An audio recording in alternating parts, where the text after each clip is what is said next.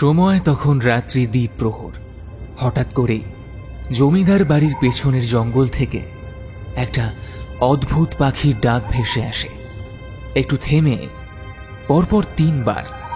জমিদার বাড়ির প্রত্যেকটা মানুষ তখন ঘুমিয়ে থাকলেও চোখে ঘুম নেই জমিদার মিহির রঞ্জন রায়চৌধুরীর।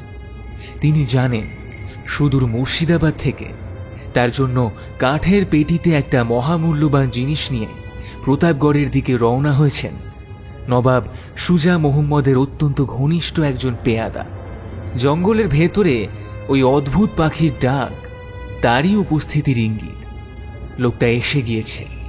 মিহির রঞ্জন জানেন এই লোকটির কথা, তবে আর কাউকে সেটা বলা যাবে না। ফলে লোকটি যে জিনিসটা তার জন্য নিয়ে এসেছে সেটা তাকে নিজে গিয়েই গ্রহণ করতে হবে। প্রস্তুত হয়েছিলেন জমিদার বাবু। শুধু দেওয়াল থেকে নিজের তরবারিটা নিয়ে কোমরে ঝুলিয়ে বের হয়ে আসেন জমিদার মিহির রঞ্জন রায়চৌধুরী। সোজা এগিয়ে যান জমিদার বাড়ির দক্ষিণ প্রান্তে জঙ্গলের দিকে। মাথায় তখন অনেক বড় দায়িত্বের বোঝা জমিদার মিহির রঞ্জন রায়চৌধুরী।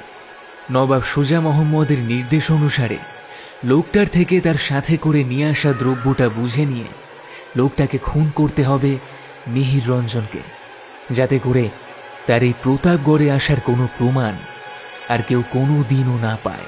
লোকটার গলা কেটে সরস্বতী নদীতে ভাসিয়ে দিতে হবে মিহির রঞ্জনকে। না হলে তার থেকে যদি সুজা মোহাম্মদের পরিবারের লোকেরা এইসব কথা জানতে পারে তবে নবাবকেও তারা বাঁচিয়ে রাখবে না। তাই কড়া নির্দেশ পাঠিয়েছে নবাব। জঙ্গলের প্রান্তে সেই লোকটির কাছে পৌঁছে মিহির রঞ্জন দেখতে পান সে একটা বড় কাঠের পেটি নিয়ে দাঁড়িয়ে আছে। সামান্য সৌজন্যমূলক কথাবার্তার পরে তার কাছ থেকে সেই কাঠের পেটিটা নিয়ে মিহির রঞ্জন রওনা হন জমিদার বাড়ির উদ্দেশ্যে, এবং সেই লোকটিও ফিরে যেতে যায় জঙ্গলের গোপন রাস্তা ধরে। আর তার পেছন ফেরার পরেই হিংস্র নেকড়ের মতো মিহির রঞ্জন তার হাতের তরবারি নিয়ে ঝাঁপিয়ে পড়েন লোকটার উপর। সরাসরি তলোয়ারটা ঢুকিয়ে দেন লোকটার বুকে। রাতের প্রতাপগড়ের জঙ্গল হঠাৎই কেঁপে ওঠে সেই লোকটার এক ভয়ঙ্কর আর্ত চিৎকারে। জঙ্গলের হিংস্র সাপদরাও ভয় পেয়ে যায় মানুষের এই রকম চরম নিকৃষ্ট বিশ্বাসঘাতকতা দেখে। রাতচরা পাখির দল ভয়ে ডানা ঝাপটায় এক অশনি সংকেতের আভাস পেয়ে। আর তার কিছুক্ষণ পরই সবকিছু আবার চুপচাপ। পরদিন সকালে যখন সরস্বতী নদী দিয়ে বয়ে যায় একটা অজ্ঞাত পরিচয় মানুষের মৃতদেহ, তখন কেউ জানতে পারে না এই মানুষটা কত বড় একটা ইতিহাসের সাক্ষী ছিলেন।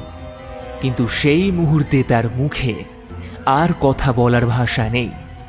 তার চেনা জানা সমস্ত ইতিহাস আজ চাপা পড়ে রইল কালের অতল গহ্বরে, যার খোঁজ আগামী 70 বছরেও কেউ জানতে পারবে না। কিন্তু তারপর কি হবে? আসুন দেখা যাক তারপর কি হয়।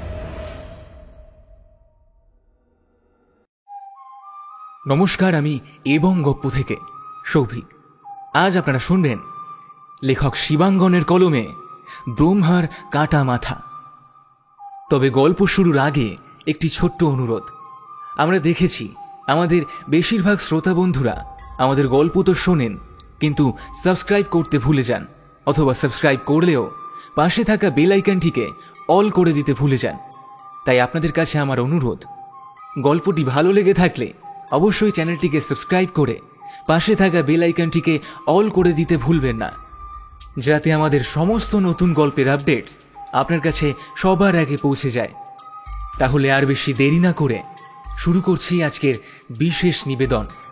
লেখক শিবাঙ্গনের কলমে ব্রহ্মার কাটা মাথা।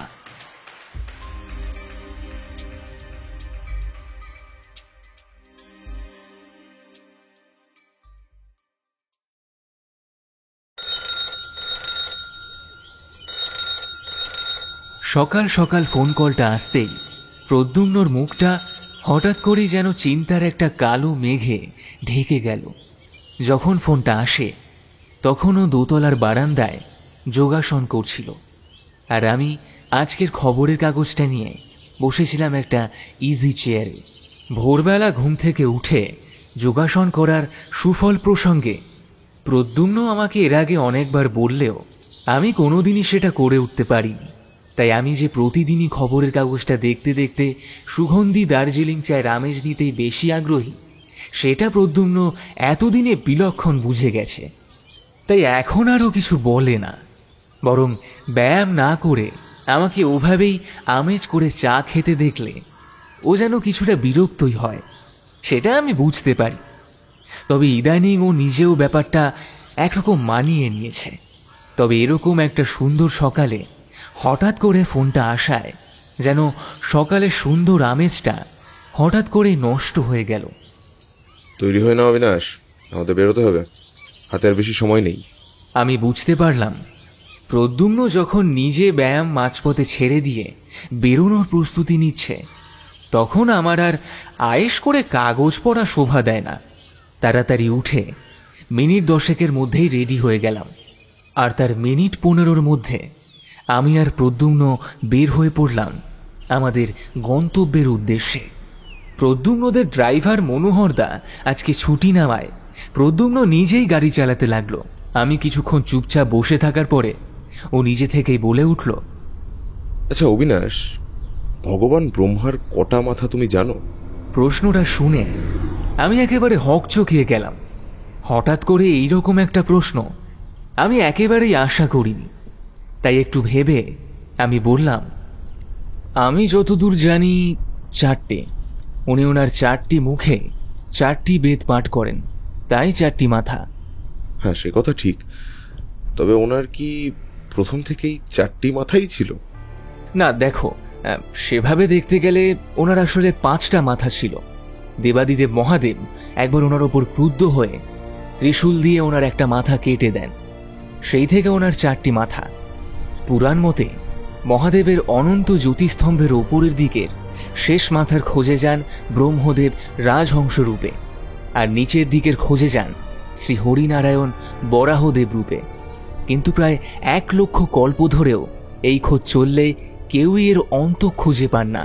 তাই ওনারা ফিরে এলে নারায়ণ স্বীকার করেন যে উনি সেই জ্যোতিস্তম্ভের শেষ খুঁজে পাননি, কিন্তু ব্রহ্মদেব মিথ্যে বলেন খুঁজে পেয়েছেন বলে। আর তাতেই ঘটে বিপত্তি। মহাদেব ব্রহ্মদেবের মিথ্যাচারে ক্রুদ্ধ হন, আর উনি ওনার 5ম মাথাটি হারান। বুঝলাম, কিন্তু অবিনাশ একটা কথা বলো, ব্রহ্মদেব না হয় মিথ্যা বলে ওনার একটা মাথা হারালেন, কিন্তু সেই মাথাটার তারপর কি হলো, কোথায় গেল সেটা? এই রে, তা তো জানি না। তবে কেউ কেউ বলে সেটা নাকি এসে পড়ে মন্দার পর্বতে। একটা প্রচণ্ড বিস্ফোরণ ঘটে সেটা সেখানেই মাটির তলায় চলে যায়। মন্দার পর্বত, সেটা কোথায় অবস্থিত? এবার আমায় স্বীকার করতেই হলো, প্রদ্যুম্নর প্রশ্নের উত্তর আমার জানা নেই। কিন্তু হঠাৎ করে এসব কথা ও কেন জিজ্ঞেস করছে সেটা আমি বুঝতে পারছিলাম না। তাই আমি প্রসঙ্গ পরিবর্তন করে ওকে বললাম, আচ্ছা প্রদ্যুম্ন, আমরা এখন যে কাজে যাচ্ছি তার সঙ্গে কি ভগবান ব্রহ্মার ওই কাটা মাথাটা কোনোভাবে সম্পর্কিত? না মানে তুমি হঠাৎ করেই। আমার কথা শেষ হওয়ার আগেই প্রদ্যুম্ন বলে উঠল, একদম ঠিকই ধরেছ ভাই, আমরা এখন যাচ্ছি প্রতাপগড়। সকালে সেখান থেকেই ফোন এসেছিল, আর যিনি ফোন করেছিলেন তিনি বললেন ওখান থেকে নাকি ভগবান ব্রহ্মার 5ম মাথাটা চুরি করার একটা প্রচেষ্টা হয়েছে গতকাল রাত্রে। যিনি ফোন করেছিলেন তার নাম বললেন সূর্যপ্রতাপ রায়চৌধুরী। উনি নাকি ওখানকার জমিদার বংশের বর্তমান প্রজন্ম। কথা শুনে বুঝতে পারলাম ভদ্রলোকের বয়স হয়েছে। কথাগুলো কিছুটা জড়ানো, তবে বেশ ভারী কণ্ঠস্বর। সে না হয় বুঝলাম, কিন্তু তার সঙ্গে ব্রহ্মার কাটা মাথার প্রসঙ্গ এলো কি করে? ভদ্রলোক সেরকমই তো বললেন মনে হলো। ওনাদের কিছু একটা পুরনো সম্পত্তি নাকি চুরি গেছে, অথবা চুরির চেষ্টা করা হয়েছে। সেটা নাকি ওই ব্রহ্মদেবের কাটা মাথার সঙ্গে কোনোভাবে সম্পর্কিত। এর বেশি আর কিছু ফোনে বুঝতে পারিনি। ওখানে পৌঁছে সবিস্তারে কথা বললে আশা করি বুঝতে পারবো। আমি ভেবে দেখলাম প্রদ্যুম্নর কথা একেবারে সঠিক। আর আমরা যখন সেখানে যাচ্ছি তখন আর এই নিয়ে অতিরিক্ত কৌতূহল দেখানো ভালো নয়। তবে একটা প্রশ্ন না করে আমি পারলাম না, কিন্তু প্রদ্যুম্ন, বৌঠানকে তো খবর দেওয়া হলো না। উনি বাড়ি ফিরে তোমাকে না দেখলে চিন্তা করতে পারেন। সে এখন তার বাপের বাড়িতেও নেই, মাসির বাড়ি বেড়াতে গেছে। আগামীকাল সেখান থেকে ফিরবে, তাই আর এই মুহূর্তে ওকে ব্যতিব্যস্ত করলাম না। আজ আমরা যাই, সবকিছু কথা বলে তারপর না হয় অদিতিকে ফোন করবো। সেরকম বুঝলে ওকে সরাসরি প্রতাপগড়ে চলে আসতে বলবো। হুম, সেই ভালো। আমি আপাতত গাড়ির কাঁচের বাইরে দেখতে লাগলাম। আমাদের গাড়িটা তখন দিল্লি রুট পার করে বাঁদিকে ঘুরে গ্রামের রাস্তা নিয়েছে। দুপাশে তখন ধুধু মাঠ, আর তাতে সবুজ ধানের ক্ষেত। তবে ব্যাপারটা ভাবতে আমার ভারী অবাক লাগছিল। প্রদ্যুম্নর সঙ্গে বন্ধুত্ব হওয়ার সময় থেকে চোর, ডাকাত কিংবা খুনি বেশ কয়েকজনকে পাকড়াও করলেও এই পৌরাণিক চরিত্র ব্রহ্মার কাটা মাথার খোঁজেও যে আমাদের যেতে হবে, এ আমার কল্পনার অতীত ছিল। তাই নিজের মনের ভেতরে একটা বেশ উত্তেজনা অনুভব করছিলাম। কি ভাই, কি ভাবছো? হঠাৎ চুপ করে গেলে যে? না, আসলে আমি একটা ব্যাপার ঠিক বুঝতে পারছি না। আমরা কি সত্যি সত্যি ব্রহ্মার 5 নম্বর মাথার খোঁজে যাচ্ছি, নাকি এই ব্যাপারটা সম্পূর্ণ রূপক? দেখো, নানা পুরাণ উপনিষদের গল্পে যে কথা বলা আছে, আজকের বাস্তব জগতেও তার অস্তিত্ব সম্পূর্ণরূপে পাওয়া যাবে, এটা ভেবে নেওয়াটা বোধহয় একটু বেশি বাড়াবাড়ি। সেটা আমারও মনে হয়েছে অবিনাশ। তবে ব্যাপারটা সত্যিই নাকি সম্পূর্ণটাই কাল্পনিক, সেটা আমরা বুঝতে পারবো আসল লোকের সঙ্গে কথা বলে। আর একটু ধৈর্য ধরো, আমরা প্রায় পৌঁছে গেছি। প্রদ্যুম্নর কথা অনুসারে আর মিনিট 3 গাড়ি চলার পর দেখলাম গাড়িটা মূল রাস্তা ছেড়ে এবার একটা মোরাম বাঁধানো রাস্তায় প্রবেশ করলো। একটু এগিয়েই রাস্তার উপরে একটা ফলক দেখতে পেলাম। প্রতাপগড় গ্রাম পঞ্চায়েতে স্বাগতম জানানো হয়েছে স্থানীয় গ্রাম পঞ্চায়েত কর্তৃপক্ষের তরফ থেকে। বুঝলাম আমরা প্রতাপগড় পৌঁছে গেছি। তবে গাড়ি আরও বেশ কিছুক্ষণ চলল, কারণ প্রতাপগড়ের ফলক থেকে জমিদার বাড়ি প্রায় কিলোমিটার 10 রাস্তা। গাড়িটা শেষ দিকে কিছুটা এঁকে বেঁকে গ্রামের পথ বরাবর এগিয়ে এসে পৌঁছালো একটা বেশ বড় সড়ো সাদা মন্দিরের সামনে। আর আমরা দেখতে পেলাম মন্দিরের পরেই একটা বড় পুজোর দালান, আর তারপরেই জমিদার বাড়ি। আমার মনটা হঠাৎ করেই নেচে উঠল এইটা ভেবে যে এটাই বোধহয় সেই ব্রহ্মার 5ম মুন্ডর মন্দির। চলো অবিনাশ, এবার আমাদের নামতে হবে। সূর্যপ্রতাপ বাবু যেরকম পথ নির্দেশ দিয়েছিলেন তাতে খুব সম্ভবত এই পাশের বড় পুরনো বাড়িটাই প্রতাপগড়ের জমিদার বাড়ি। আর এই সাদা মন্দিরটাই কি তবে ব্রহ্মার মন্দির? সে কথা উনি কিছু বলেননি। চলো আগে ওনার সাথে দেখা করে কথা বলি, তারপর না হয় মন্দিরে আসা যাবে। আমরা সরাসরি সেই বাড়ির দিকে এগিয়ে যেতে গেলেই একজন মাঝবয়সী ভদ্রলোক আমাদের দেখে আমাদের দিকে হন্তদন্ত হয়ে এগিয়ে এলেন। মুখে একরাশ হাসি। আমাদের দেখে ভদ্রলোক হাত জড়ো করে নমস্কার করে বললেন, আসুন বাবু, কর্তাবাবু আমাকে বলেছেন আপনারা আসবেন, আর আপনারা এলে আমি যেন আপনাদেরকে বাবুর কাছে নিয়ে যাই। সে কি, তার মানে আপনি এখানে আমাদের জন্য অপেক্ষা করে রয়েছেন? তার কি দরকার ছিল? এত রোদের মধ্যে আপনার তো বেশ অসুবিধা হলো বলেই মনে হচ্ছে। না না, অসুবিধা হওয়ার কি আছে? আমি তো এখানে এই মন্দিরের দাওয়াতেই বসেছিলাম। পুরোহিত মশাই দুপুরের ভোগ দিতে এসেছিলেন, ওনার সঙ্গেই টুকটাক কথা বলছিলাম, আর তার মধ্যে আপনারা চলে এলেন। আমার কোনো অসুবিধা হয়নি। আমি তখনই আর লোভ সামলাতে না পেরে বলে উঠলাম, আচ্ছা, এটাই কি তাহলে সেই ব্রহ্মা মন্দির? ব্রহ্মা মন্দির? কই না তো, এখনো তো কোনো ব্রহ্মা মন্দির নেই। এটা তো আমাদের দয়াময়ী কালী মায়ের মন্দির। পাশেই শিব ঠাকুরের একটা ছোট ঘর আছে। ঠাকুরমশাই আগে মায়ের পুজো করে তারপর মহাদেবের পুজো করছিলেন, আর আমি বসে বসে পুজো দেখছিলাম। তারপর ওনার পুজো হয়ে গেলে ওনার সঙ্গে কটা কথা বলছিলাম। আমার এই অতিরিক্ত আগ্রহটা প্রদ্যুম্ন যে একেবারেই মন থেকে ভালোভাবে নেয়নি, সেটা ওর মুখ দেখেই বুঝতে পারলাম। আর আমিও সেই ভুল বুঝতে পেরে চুপ করে গেলাম। ঠিক আছে, চলুন তবে এখন একবার জমিদার বাবুর সাথে দেখা করে আসি। অবিনাশ, এসো। তবে একটা কথা হলো, আপনার নামটা এখনো জানা হয়নি, আর আপনি এই পরিবারের সঙ্গে কিভাবে যুক্ত? আমার নাম রতনলাল সমাদ্দার। আমি বলতে পারেন এই জমিদার বাড়ির কেয়ারটেকার একমাত্র। দেখুন বাবু, আগে যখন জমিদার বাড়ি রমরমা ছিল তখন এখানে অনেক লোকের বাস ছিল। এখন আর সেভাবে কিছু নেই। কর্তাবাবু এখানে রয়েছেন, তবে ওনার বাকি ভাইরা সকলেই নিজে নিজে কর্মে বাড়ির বাইরে থাকে। কেউ কেউ আবার পাকাপাকিভাবে বিদেশও। আর কর্তাবাবু নিজে 2 ছেলেও বাইরেই থাকে, ফলে এখানে পড়ে থাকার মধ্যে শুধু আমরা কজন। এখন বাড়িতে লোকজন বলতে চাকর বাকর মিলিয়ে ওই জনা 10। আর সেই কারণেই কাজের চাপ এখন আর সেরকম নেই। হ্যাঁ, সে অবশ্য জমিদার বাড়ির অবস্থা দেখেই বুঝতে পারছি। তবে বাড়িটার গঠন শৈলী দেখে বুঝতে অসুবিধা হয় না, এককালে যথেষ্ট সুন্দর স্থাপত্যকর্মের নিদর্শন ছিল এই বাড়িটা, কিন্তু এখন তার অনেকটাই নষ্ট হয়ে গিয়েছে দেখতে পাচ্ছি। সে যা বলেছেন বাবু, কিন্তু এখন দেখুন বেশিরভাগ অংশটাই ভেঙে পড়েছে, শুধুমাত্র রক্ষণাবেক্ষণের অভাবে। সামনের দিকটা যদি বা রয়েছে, বাড়ির পেছনের দিকের অবস্থা আরও খারাপ। এভাবেই নিজেদের ভেতরে কথা বলতে বলতে আমরা সিঁড়ি বেয়ে দোতলায় উঠে আসি, আর একটা লম্বা বারান্দা পার হয়ে ডান দিকের একটা ঘরে ঢুকতেই দেখতে পাই চেয়ারের ওপরে একজন বেশ প্রৌঢ় ভদ্রলোক বসে রয়েছেন, গিলে করা পাঞ্জাবি আর হাতে রবীন্দ্রনাথের রক্তকরবী নিয়ে। আমাদের বুঝতে অসুবিধে হয় না, উনি নিশ্চয়ই সূর্যপ্রতাপ বাবু। এতক্ষণ ওই বইটাই পড়ছিলেন। আমরা ঘরে ঢুকতেই পাতাটা বন্ধ করে উৎসুক চোখে আমাদের দিকে তাকিয়ে রয়েছেন। আমরা ওনার দিকে এগিয়ে যেতে গেলেই ডান দিক থেকে অল্প বয়সী একজন ভদ্রমহিলার সুরেলা কণ্ঠস্বর শুনতে পেলাম। এখন কর্তাবাবু ঘুমাবেন রতনদা, ওনাকে আর বিরক্ত করো না। ডাক্তারবাবু ওনাকে ওষুধ খেয়ে একটু বিশ্রাম নিতে বলেছেন। আমরা দেখলাম মেয়েটির বয়স খুব বেশি হলে ওই 22-23 হবে। কথা বলার মধ্যে একটা আশ্চর্য ব্যক্তিত্বের ছাপ রয়েছে। মেয়েটি ঘরের একদিকের দেওয়ালে সাজানো বইয়ের তাকগুলো ঝেড়ে পরিষ্কার করছিল। খুব সম্ভবত সূর্যপ্রতাপ বাবুর হাতে ধরা রক্তগরবিটা ওই তাক থেকেই আনা হয়েছে।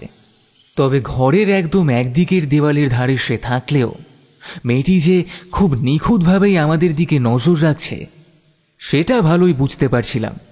কিন্তু পদ্মামা কর্তাবাবুই ওনাদের এখানে আসতে বলেছেন, আর আমাকে বলেছেন ওনারা এলে আমি যেন ওনাদের কর্তাবাবুর কাছে নিয়ে আসি।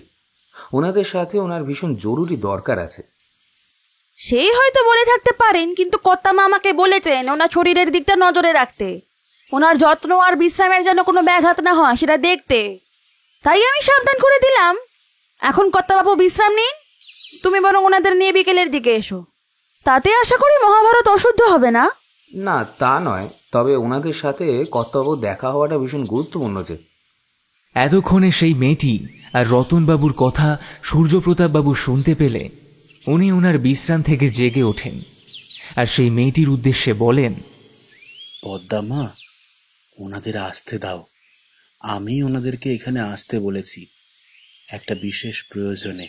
আর এটা নিশ্চয়ই তুমি বুঝতে পারছো, যে দরকারে ওনাদের ডেকেছি সেটা আমার বিশ্রাম নেওয়ার থেকে একটু বেশিই গুরুত্বপূর্ণ। সূর্যপ্রতাপ বাবুর কথা শুনে আর সেই মেয়েটির কিছুই বলার থাকে না, তাই সে একরকমই রাগে গজগজ করতে করতেই চলে যায় ওই ঘর থেকে। আর যাবার সময় বলে যায়, থাকুন কর্তাবাবু, আপনি আপনার কাজ নিয়েই থাকুন। যদি কর্তামা আমায় কিছু জিজ্ঞেস করেন আমি কিন্তু সাফ বলে দেবো। কর্তাবাবু আমার একটা কথাও শোনেন না। আচ্ছা, সে না হয় বলে দিস, ঠিক আছে। এখন এখান থেকে যা তো দেখি। হ্যাঁ, খালি বদমাইশি। কথাটা বলতে বলতে সূর্যপ্রতাপবাবু বেশ উচ্চস্বরে হেসে উঠলে সেই মেয়েটি ঘর থেকে বের হয়ে যায়। বুঝলেন প্রদ্যুম্ন বাবু, এই মেয়েটির নাম হচ্ছে গিয়ে পদ্মাবতী, ডাক নাম পদ্মা। মেয়েটি আমাদের বাড়িতে সব সময় কাজ করলেও সে যেন আমাদের বাড়ির একজন সদস্যই হয়ে গেছে, যাকে বলে একেবারে কর্তা মায়ের, মানে আমার গিন্নির একেবারে খাস লোক।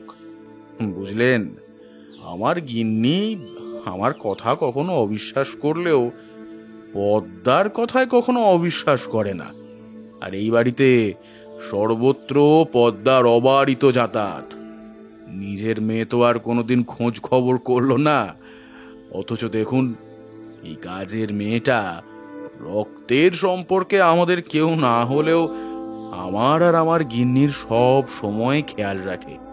বলতে পারেন ওর ওপরেই আমরা একটু বেশি নির্ভরশীল হয়ে পড়ছি। হ্যাঁ, সেরকমই তো দেখছি। তবে জমিদার বাবু, আমাদের কেন ডেকে পাঠালেন সেটা যদি বলেন তাহলে খুব সুবিধা হয়। হ্যাঁ, সে তো অবশ্যই। একটা বিশেষ প্রয়োজনেই আপনাদের ডেকে পাঠিয়েছি। তবে সে কথা বিস্তারিত বলতে গেলে একটু সময় লাগে বই কি। আপনারা বরং এক কাজ করুন, দুপুরের মধ্যাহ্ন ভোজটা আমার এখানেই সম্পূর্ণ করে নিন, তারপর আমি আপনাদের সাথে কথা বলবো। সেটার প্রয়োজন হবে না জমিদার বাবু। দুপুরের খাওয়া দাওয়া আমাদের কাছে এখানে আসার আসল কারণ নয়। আপনি যদি মনে করেন তবে আপনি এখনই বলতে পারেন, আর যদি আপনি চান বিকালে কথা বলতে তাহলে অবশ্য আমাদের কোনো অসুবিধা নেই। আপনার কথা শুনে খুবই ভালো লাগলো প্রদ্যুম্ন বাবু। ঠিক আছে, রতন ততক্ষণ আপনাদের খাবারের ব্যবস্থা করুক, আর আমি তার মধ্যে আলোচনা এগোতে থাকি, কি বলেন? সেটাই ভালো। আর খুব সত্যি কথা বলতে কি, আপনি ফোনে যে কথাটা বললেন শুনে পুরো ব্যাপারটা না শোনা পর্যন্ত নিজেদের ধৈর্য ধরে রাখতে পারছি না। বুঝতে পেরেছি। আচ্ছা, আপনি নিশ্চয়ই ব্রহ্মার ওই 5 নম্বর কাটা মাথাটার কথা বলছেন, তাই না? প্রদ্যুম্ন স্মিত হেসে ঘাড় নেড়ে সম্মতি জানালো। সূর্যপ্রতাপবাবু বলতে শুরু করলেন। দেখুন প্রদ্যুম্ন বাবু, আপনারা হয়তো জমিদার বাড়িতে ঢোকার মুহূর্তে একটা সাদা রঙের মন্দির দেখতে পেয়েছিলেন। ওই মন্দিরটি আমাদের কুলদেবী মা রক্ষাকালীর মন্দির। আমাদের মন্দিরে মা দয়াময়ী মা হিসেবেই পূজিত হন। আর এই মন্দিরটিতে গত বছর সংস্কারের কাজ করা হলেও মন্দিরটির বয়স আনুমানিক 500 বছরের কম তো হবেই না। তবে বুঝতেই পারছেন, প্রথম থেকেই তো আর মন্দিরটি এত বড় আর সাজানো গোছানো ছিল না।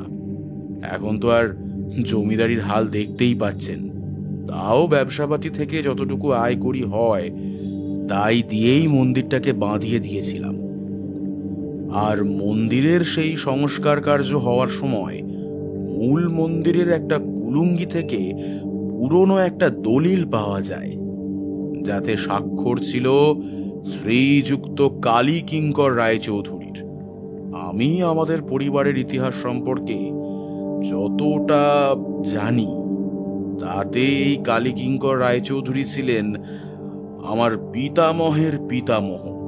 তার মানে বুঝতেই পাচ্ছেন, ওই দলিলটির সঠিক বয়স আনুমানিক 200 থেকে 250 বছরের তো কম নয়। আচ্ছা, কি ছিল সেই দলিলে? কি ছিল সেই দলিলে সেটা সঠিকভাবে বুঝতে পারিনি, তবে কিছু সাংকেতিক চিহ্ন লেখা ছিল। দলিলটার একেবারে শেষ পাতায় মানে অস্পষ্ট হয়ে গেলেও পড়া যাচ্ছিল। প্রথমে পাতাগুলোতে সাধারণ জমি জমা সংক্রান্ত ওই সমস্ত কথাই লেখা ছিল। আর সেই দলিল মোতাবেক প্রতাপগড়ে একেবারে পূর্ব প্রান্তে একটা খাস জমি নবাব ইলিয়াস সাহেবের থেকে কালী কিঙ্কর বাবু কিনে দিয়েছিলেন। কিন্তু সত্যি কথা বলতে কি, দলিলের শেষ পাতায় ওই সাংকেতিক চিহ্নগুলো কেন রয়েছে বা সেটি ওই দলিলের জমি জমার সঙ্গে কিভাবেই বা সম্পর্কিত, সেটা আমরা বুঝতে পারিনি। আচ্ছা, যদি সেই দলিল এই জমি জমা সংক্রান্ত কাগজই হয় তবে সেটা তো বাকি সমস্ত কাগজপত্রের সঙ্গেই থাকার কথা, খুব সম্ভবত কোনো সুরক্ষিত স্থানে। কিন্তু আপনি বলছেন সেটা ছিল মন্দিরের কুলুঙ্গিতে। এটার কোনো বিশেষ কারণ? দেখুন, সেই কথা তো আমি সঠিকভাবে বলতে পারবো না, তবে এই কথা ঠিক, ওটা কিন্তু ওই মন্দিরেই ছিল, তাও আবার একটা কুলুঙ্গির ভেতরে। আর খুব সত্যি যদি বলতেই হয়, সেটাও যে বেশ খুব কড়া নিরাপত্তার মধ্যে ছিল মানে তাও নয়, খুব সাধারণভাবেই ওটা ওখানে ফেলে রাখা ছিল। আচ্ছা, তারপর কি হলো? আর আপনি যে বললেন এই দলিলের একদম পিছন পাতায় কোনো এক সাংকেতিক ভাষায় কিছু লেখা ছিল, সেটা উদ্ধার করা গেছে? উদ্ধার করা তো আর এত সহজ কাজ নয় প্রদ্যুম্ন বাবু। আর সেটা করার জন্য যে ক্ষুরোধার বুদ্ধির প্রয়োজন, সেটা আমার বা আমাদের পরিবারের কারোরই নেই। আচ্ছা, এতক্ষণে আমাদের এখানে আসার কারণটা আমি বুঝতে পারলাম। আপনি চান আমরা সেই সাংকেতিক চিহ্নগুলোর অর্থ পাঠোদ্ধার করি, তাই তো? কতকটা সেরকম হলেও পুরো ব্যাপারটা সেরকম নয়। সেটার মোটামুটি একটা পাঠোদ্ধার করা গেছে। আমার এক বন্ধু আছেন, রামতনু বন্দ্যোপাধ্যায়, কলকাতার নামই একটা চ্যাটার্ড ফার্মে কাজ করেন। তাকে কথায় কথায় সেই দলিলের কথা বলেছিলাম। সেই গত সপ্তাহে হঠাৎ করেই একজন লোককে নিয়ে এখানে এসে হাজির হয়। ভদ্রলোকের নাম নিমাই চাঁদ মুখোপাধ্যায়। ভদ্রলোক নাকি পুরনো লুপ্তপ্রায় নানা ভাষার ওপর রিসার্চ করছেন। কি আর করি, অগত্যা রামতনুকে বিশ্বাস করে আমিও সেই ভদ্রলোককে দলিলখানা দেখালাম। সেই ভদ্রলোক সেটা নিজের কাছে রেখে গবেষণা করবেন বলে দলিলটা নিজের সঙ্গে নিয়ে গেলেন। তারপর 1 সপ্তাহ কেটে গেলে সেই ভদ্রলোক আমার কাছে ফিরে আসেন, আর এসে যা বলেন এটা শুনে তো আমার একেবারে চক্ষু চড়ক গাছ। ওই সাংকেতিক চিহ্নের কি কোনো গুপ্তধন লুকিয়ে আছে বলে উনি দাবি করেন? না, ঠিক গুপ্তধন নয়। মানে গুপ্তধন বলতে আমরা যেরকমটা বুঝি ঠিক সেই রকমটা নয়। গুপ্তধন বললেই তো আমরা সব সময় সোনা, হিরে, মণি, মুক্ত এইসবের না হলেও অলংকারের কথা তো বলি। কিন্তু সেই ভদ্রলোক আমাকে যা বললেন যে ওই সংকেতে যে বস্তুটার কথা বলা রয়েছে তার দাম নাকি কোটি টাকার থেকেও বেশি, কিন্তু সেটা কোনো সোনা বা অন্য কোনো রত্ন নয়। আচ্ছা সূর্যপ্রতাপ বাবু, আপনি আমাদের একবার সেই দলিলটা দেখাতে পারবেন কি? না প্রদ্যুম্ন বাবু, আমি অত্যন্তই দুঃখিত, সেটা আমি করতে পারবো না। কারণ সেই ভদ্রলোক আমাকে সেই দলিলটা আর ফেরত দিয়ে যাননি, তাই সেটা আমার কাছে এখন আর নেইও। তবে সেটা আমার কাছে না থেকেও সেটার কারণে আমাকে একেবারে মিছিমিছি অশান্তি ভোগ করতে হচ্ছে। অশান্তি? কিরকম অশান্তি? এই তো আমার বাড়িতে গত কয়েক রাত থেকে কিছু ভৌতিক কাণ্ড কারখানা শুরু হয়েছে। রাতের বেলা হঠাৎ হঠাৎ বিকট আর্তনাদ শুনতে পাওয়া যাচ্ছে। বাড়ির পেছনের ভেঙে পড়া অংশটা থেকে কিরকম জানি একটা অদ্ভুত শব্দ ভেসে আসছে। কিন্তু জানেন তো, এসব আমার বাড়িতে কোনোদিনই ঘটেনি। আর এইসব যে ভূত প্রেতের কাণ্ড, আমি বিশ্বাস করতে পারবো না।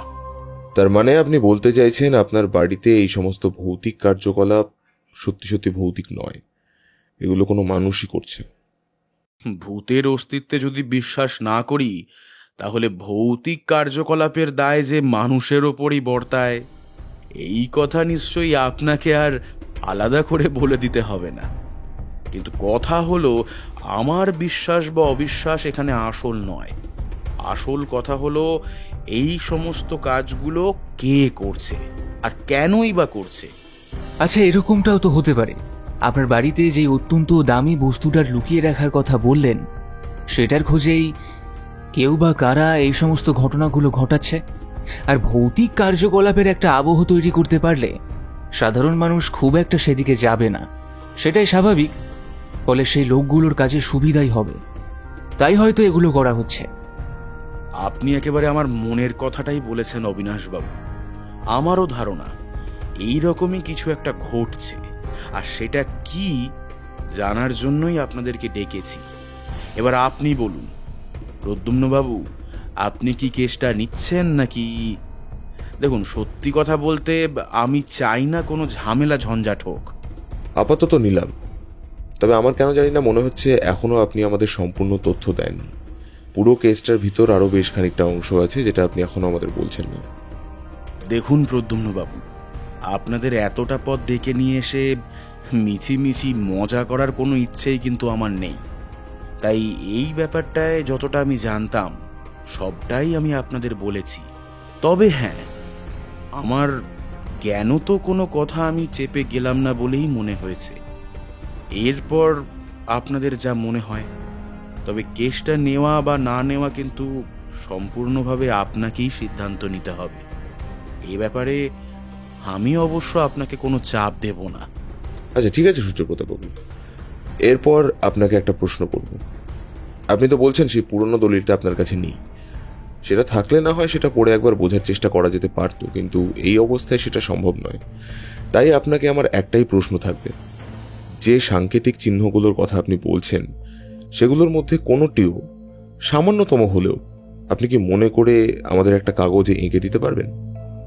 দেখুন, সেভাবে তো মনে নেই, তবে একটা কথা আমার ঠিক মনে আছে। চিহ্নগুলোর একেবারে ডান দিকে যে চিহ্নটা ছিল সেটা অনেকটা সাপের মতো দেখতে। আর হ্যাঁ, মোট 12টা এরকম চিহ্ন ওই কাগজটার উপরে ছিল। সবগুলোই যেন আঁকা বাঁকা কিছু রেখা একসঙ্গে করে সেগুলোকে দিয়ে তৈরি হয়েছে। আচ্ছা, এবার দ্বিতীয় প্রশ্ন। আপনার কাছে নিশ্চয়ই নিমাই চাঁদ মুখোপাধ্যায়ের যোগাযোগ করার কোনো নাম্বার থাকবে অথবা ঠিকানা, সেটা আমাদের দিতে হবে। আমি একবার নিমাই চাঁদ বাবুর সাথে কথা বলে দেখতে চাই। হ্যাঁ, একটা যোগাযোগ করার জন্য ফোন নম্বর অবশ্যই ছিল, কিন্তু তাতে ফোন করে আমি দেখেছি বিগত 3 দিন ওই ভদ্রলোক বারবার ফোন করা সত্ত্বেও আমার ফোন ধরেননি। আমি বুঝতে পেরেছিলাম তিনি যে কারণেই হোক আমাকে এড়িয়ে যাচ্ছেন। আর নিশ্চয়ই এই ব্যাপারটা আপনাকে নতুন করে বলে দিতে হবে না। তবে এই ভদ্রলোকের আমাকে এড়িয়ে যাওয়ার পেছনে উদ্দেশ্য যে খুব একটা সাধু নয়, সে কথা তো আপনি নিশ্চয়ই বুঝতে পারছেন। আচ্ছা, উনি যে ঠিকানাটা দিয়েছিলেন সেখানে লোক পাঠিয়ে কথা বলা সম্ভব নয়? সে চেষ্টাও আমি করেছি, তবে আমার লোক সেই বাড়িতে পৌঁছে দেখেছে বাড়িতে নাকি তালা দেওয়া। নিমাই বাবু সেই সময় বাড়িতে ছিলেন না। বেশ কিছুক্ষণ ওনার জন্য অপেক্ষা করে থাকলেও আর ওনার দেখা পাওয়া যায়নি। কথাটা শুনে আমার বুকের ভেতরটা কেঁপে উঠল।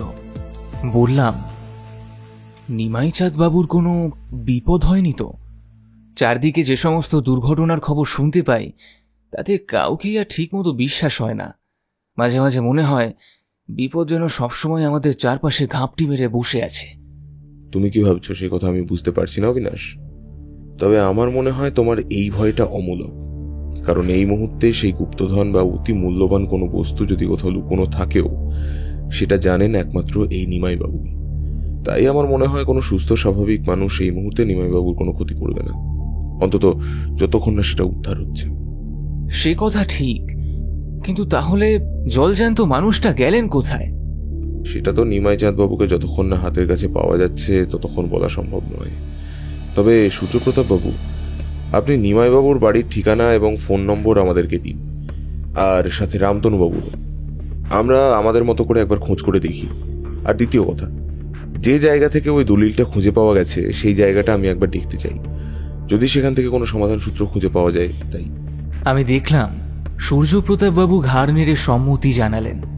তারপর কিছুক্ষণ একটা কিছু ভেবে নিয়ে তিনি বললেন, ঠিক আছে, সে না হয় হবে, তবে এবার আপনারা সত্যি সত্যি কিছু খাবার খেয়ে নিন। তারপর আমরা সবাই মিলে দয়াময়ী মন্দিরে যাব। গিয়ে দেখবেন আমাদের মন্দিরে কত সুন্দর কারুকার্য করা আছে। আগে এই মন্দির অবশ্য অনেক সাদামাটা ছিল। আমি সংস্কার করার সময় এই সমস্ত কারুকার্য করিয়েছি। নিশ্চয়ই যাবো সূর্যপ্রতাপ বাবু। আর যে দলিলের কারণে আমাদের এখানে আসা, সেটা যখন ওখান থেকেই পাওয়া গিয়েছে তখন জায়গাটা আমাদের একটু খুঁটিয়ে দেখতেই হবে। এখনো রোদের তেজ পড়েনি কর্তা বাবু, আর এই রোদ্দুরের মধ্যে মন্দিরে গিয়ে কাজ নেই। আপনাদের আমি মন্দিরে নিয়ে যাব। আর এই জমিদার বাড়ির সবকিছুই মোটামুটি আমার জানা, তাই আশা করি আপনাদের কোনো প্রশ্ন থাকলে তার উত্তর আমিই দিতে পারবো। তখনকার মতো সেই মেয়েটি ঘর থেকে চলে গেলেও সে যে আবার সকলের অলক্ষ্যে কখন ঘরে ঢুকে এসে দাঁড়িয়েছে সেটা আমরা কেউই খেয়াল করিনি। তবে এবারও ওই মেয়েটির অভিভাবক সুলভ পাকামি দেখে সূর্যপ্রতাপ বাবু হেসে ওঠেন। সে তুমি ওনাদের নিয়ে মন্দিরে যেতেই পারো পদ্মা মা, কিন্তু তোমাকে মনে রাখতে হবে এই জমিদার বাড়ির সবকিছু তুমি ওনাদেরকে খুঁটিয়ে বর্ণনা করতে পারলেও এই বাড়ির ইতিহাস সম্পর্কে ওনাদের কোনো প্রশ্ন থাকলে তার উত্তর কিন্তু তোমার নাও জানা থাকতে পারে। তাই ওনাদের সঙ্গে আমার যাওয়াটাও আবশ্যক। আমরা দেখলাম মেয়েটি সূর্যপ্রতাপ বাবুর মুখের উপরে কোনো কথা না বলতে পারলেও ওনার দেওয়া যুক্তিটা একেবারেই মেনে নিতে পারল না। তাই ও সেখান থেকে না গিয়ে আমাদের জন্য অপেক্ষা করতে লাগলো। মেয়েটির হাবভাব আমার বেশ মজার লাগছিল। ও যেন মেয়েটার দিকে কিছুটা সন্দেহের দৃষ্টি নিয়ে তাকিয়ে আছে। আমার এতক্ষণ ধরে মেয়েটির কথাবার্তা কিছুটা ছেলে মানুষই মনে হলেও সেরকম সন্দেহজনক কিছু মনে হয়নি। তাই পাশের ঘরে যাওয়ার সুযোগে খুব চাপা গলায় প্রদ্যুম্নর প্রতি বললাম, এই মেয়েটা একটু বাঁচাল প্রকৃতির, তাই না? আমার একবার মেয়েটার সাথে একান্তে কথা বলাটা প্রয়োজন। আমার মন বলছে ও আমাদের কিছু একটা বলতে চাইছে, কিন্তু কিছুতেই বলে উঠতে পারছে না। প্রদ্যুম্নর কথা শুনে আমি চমকে উঠলাম। কি বলতে চাইছে ও?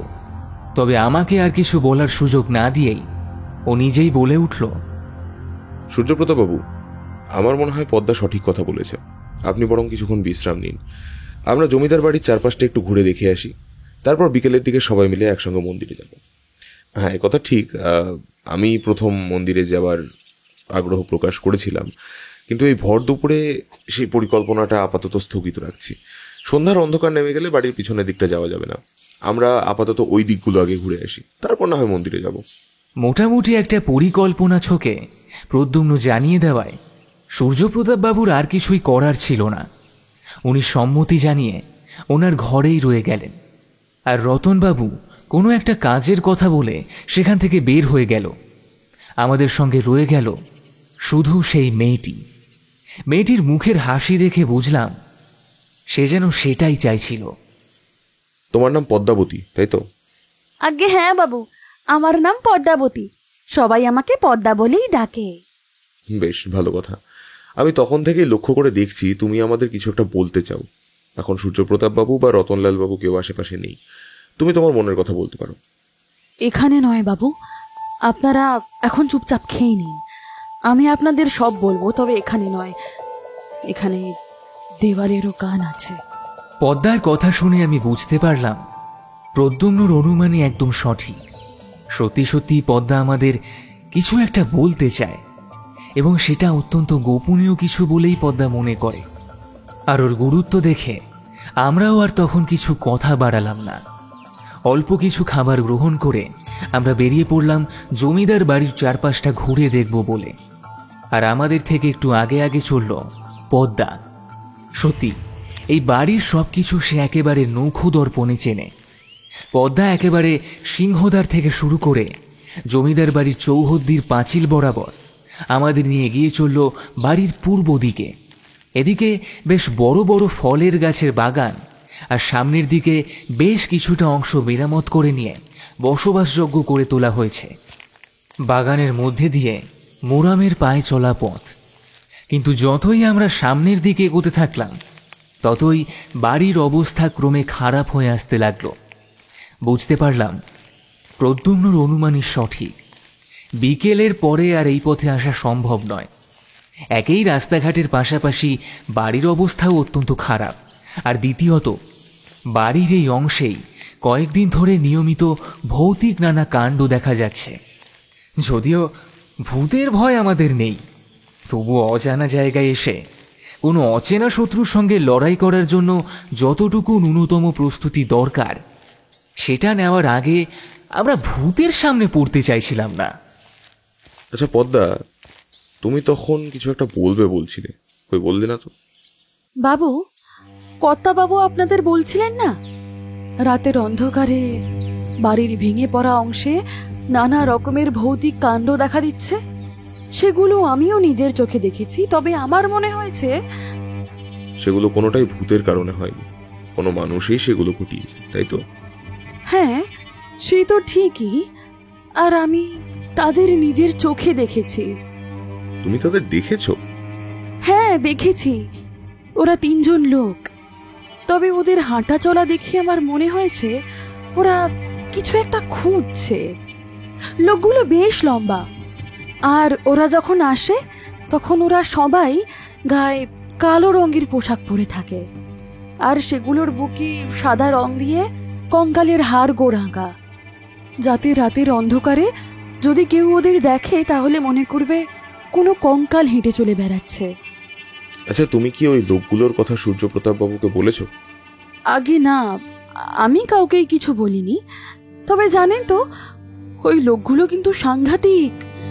আমি মাঝে মাঝে ওদের হাতে ধারালো অস্ত্রও দেখেছি। অনেক সময় চাঁদের আলো করে ওদের হাতের অস্ত্রগুলোকে চকচক করতে দেখেছি। বাহ, তুমি তো আমাদের কাজ অনেকটাই এগিয়ে রেখেছো। তোমার সাহসের প্রশংসা করতেই হয়। তবে আমাকে একটা কথা বলো, তুমি যে ওদের দেখতে পেয়েছো সেটা ওরা জানতে পারেনি তো? না না, এই বাড়ি আমি নিজের হাতের তালুর মতো চিনি। আমি ওদের পিছন পিছন এলেও ওরা আমাকে ধরতে পারবে না। আমি ঠিক লুকিয়ে পড়ব। হ্যাঁ, এই পদ্মাকে ধরা অত সোজা কাজ নয় বাবু। হ্যাঁ, সেই তো দেখছি। তবে একটা শেষ প্রশ্ন তোমাকে করবো পদ্মা, ওরা কি খুঁজছে সেটাকে কি তুমি কিছু আন্দাজ করতে পেরেছো? দেখুন বাবু, আমি যতদূর জানি এই জমিদার বংশের একটা পুরনো ইতিহাস আছে। আমাদের কর্তাবাবুর দাদু ছিলেন মিহির রঞ্জন রায়চৌধুরী, যিনি ছিলেন মুর্শিদাবাদের নবাব সুজা মাহমুদের অত্যন্ত ঘনিষ্ঠ। শোনা যায় তখনকার দিনে এই বাড়িতে যে দুর্গাপুজো হতো তাতে নাকি একটা কামান দেগে পুজোর সূচনা করা হতো, আর সেই কামানটা মিহির রঞ্জনকে দিয়েছিলেন এই সুজা মোহাম্মদ। এই কামানের তোপ ধ্বনি দেওয়া হতো পুজোর মধ্যে মোট 3 বার। একবার যখন দেবীর অধিবাস বসত তখন, দ্বিতীয়বার যখন দেবীর সন্ধি পুজো হতো তখন, আর শেষবারের জন্য যখন তোপধ্বনি দেওয়া হতো তখন সেটা বিসর্জনের সময়। তৃতীয় তোপধ্বনি শুনে এখানকার মানুষ বুঝতে পারত সেবারের মতো দুর্গাপুজো সমাপ্ত হয়েছে। আর এই তোপধ্বনির জন্য প্রতি বছর মুর্শিদাবাদ থেকে গোলা এখানে পাঠিয়ে দিতেন সুজা মোহাম্মদ। তবে কথা শোনা যায় দুর্গাপুজোর জন্য প্রতি বছর 3টে করে তোপের প্রয়োজন হলেও মুর্শিদাবাদ থেকে প্রতি বছর 4টে করে তোপ নিয়ে আসা হতো, যদি কোনো কারণে তোপে কোনো সমস্যা হয় তখন যাতে চতুর্থ গোলাটি ব্যবহার করা যায় সেই জন্য। আচ্ছা, তারপর? কিন্তু তুমি এখন এই কথাগুলো কেন বলছো? বলছি তার কারণ হলো ওই লোকগুলো যেখানে এসে খোঁজাখুঁজি করে, আমি দিনের বেলায় সেই জায়গাটায় গিয়ে দেখেছি সেখানে মাটির মধ্যে একটা গুপ্ত প্রকোষ্ঠ আছে, যার ভিতরে এইরকমই 5টা বড় বড় গোলকের মতো জিনিস আমি পড়ে থাকতে দেখেছি। খুব সম্ভবত সেগুলো সেই গোলাগুলো, যেগুলো অতিরিক্ত হিসাবে রেখে দেওয়া হতো। 5টি? হ্যাঁ, 5টাই তো থাকার কথা। শোনা যায় মিহির রঞ্জন রায়চৌধুরীর সঙ্গে সুজা মোহাম্মদের এই আন্তরিক ঘনিষ্ঠতাপূর্ণ বন্ধুত্ব 5 বছর চলেছিল। তারপর নিজেরই পরিবারের কোনো উত্তরসূরির হাতে সুজা মোহাম্মদ সিংহাসনচ্যুত এবং পরে নিহত হন। তাই আমাদের এই প্রতাপগড়ের সাথেও ওনাদের সম্পর্ক চিরতরে শেষ হয়ে যায়। কারণ মুর্শিদাবাদ নবাবের উত্তরসূরিদের সাথে মিহির রঞ্জনের সম্পর্ক একেবারেই ভালো ছিল না। বছর ঘুরতে না ঘুরতেই তৎকালীন নবাবের সেনারা প্রতাপগড় আক্রমণের জন্য আসে। আচ্ছা, তারপর এখানকার দুর্গাপুজোয় তোপধ্বনি দেওয়ার কি হলো? দেখুন, আমি যতদূর জানি সুজা মোহাম্মদ মারা যাওয়ার পর আর 1 বছরই দুর্গাপুজো হয়েছিল। তারপর পুজোর আগেই নবাবী সেনা এখানে আসে আর জমিদার বাড়ি, বিশেষ করে দুর্গাপুজোর দালান ব্যাপকভাবে ধ্বংস করে দেয়। পরিস্থিতি এমন জায়গায় যায় যেখানে পুজো বহু বছর বন্ধ থাকে। তারপর প্রায় অনেকগুলো বছর পর দালান মেরামত করা হলে পুজো শুরু হয়। তবে তারপর থেকে পুজোর আগের জৌলুস আর থাকে না। তখন কি আবার সেই তোপধ্বনি দেওয়ার প্রথা পুনরায় চালু হয়? না না, তা আর কি করে হবে?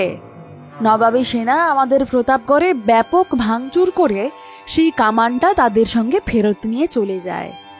পরবর্তীকালে পুজো শুরু হলেও তোপধ্বনি করা আর সম্ভব হয়নি। পদ্মার সাথে কথা বলতে বলতে প্রায় বিকেল গড়িয়ে যেতে বসেছিল। বাড়ির পেছনের দিকে সেই ধ্বংসস্তূপের মধ্যে তখনও আবছা আলো আধারির পরিবেশ। সেখানে বিশেষ কোনো ভয়ের কারণ না থাকলেও সাপখোপের ভয় অবশ্যই ছিল। আর তাছাড়া সূর্যপ্রতাপ বাবুর সঙ্গে আমাদের দয়াময়ী মন্দির যাওয়ার কথা ছিল, তাই তখনকার মতো আমরা আমাদের ঘরে ফিরে এলাম। প্রদ্যুম্নকে দেখে মনে হলো ও যেন খুব গভীর কোনো একটা চিন্তার মধ্যে ডুবে রয়েছে। আমাদের সাথে পদ্মাবতী থাকায় তখনকার মতো কিছু বললাম না।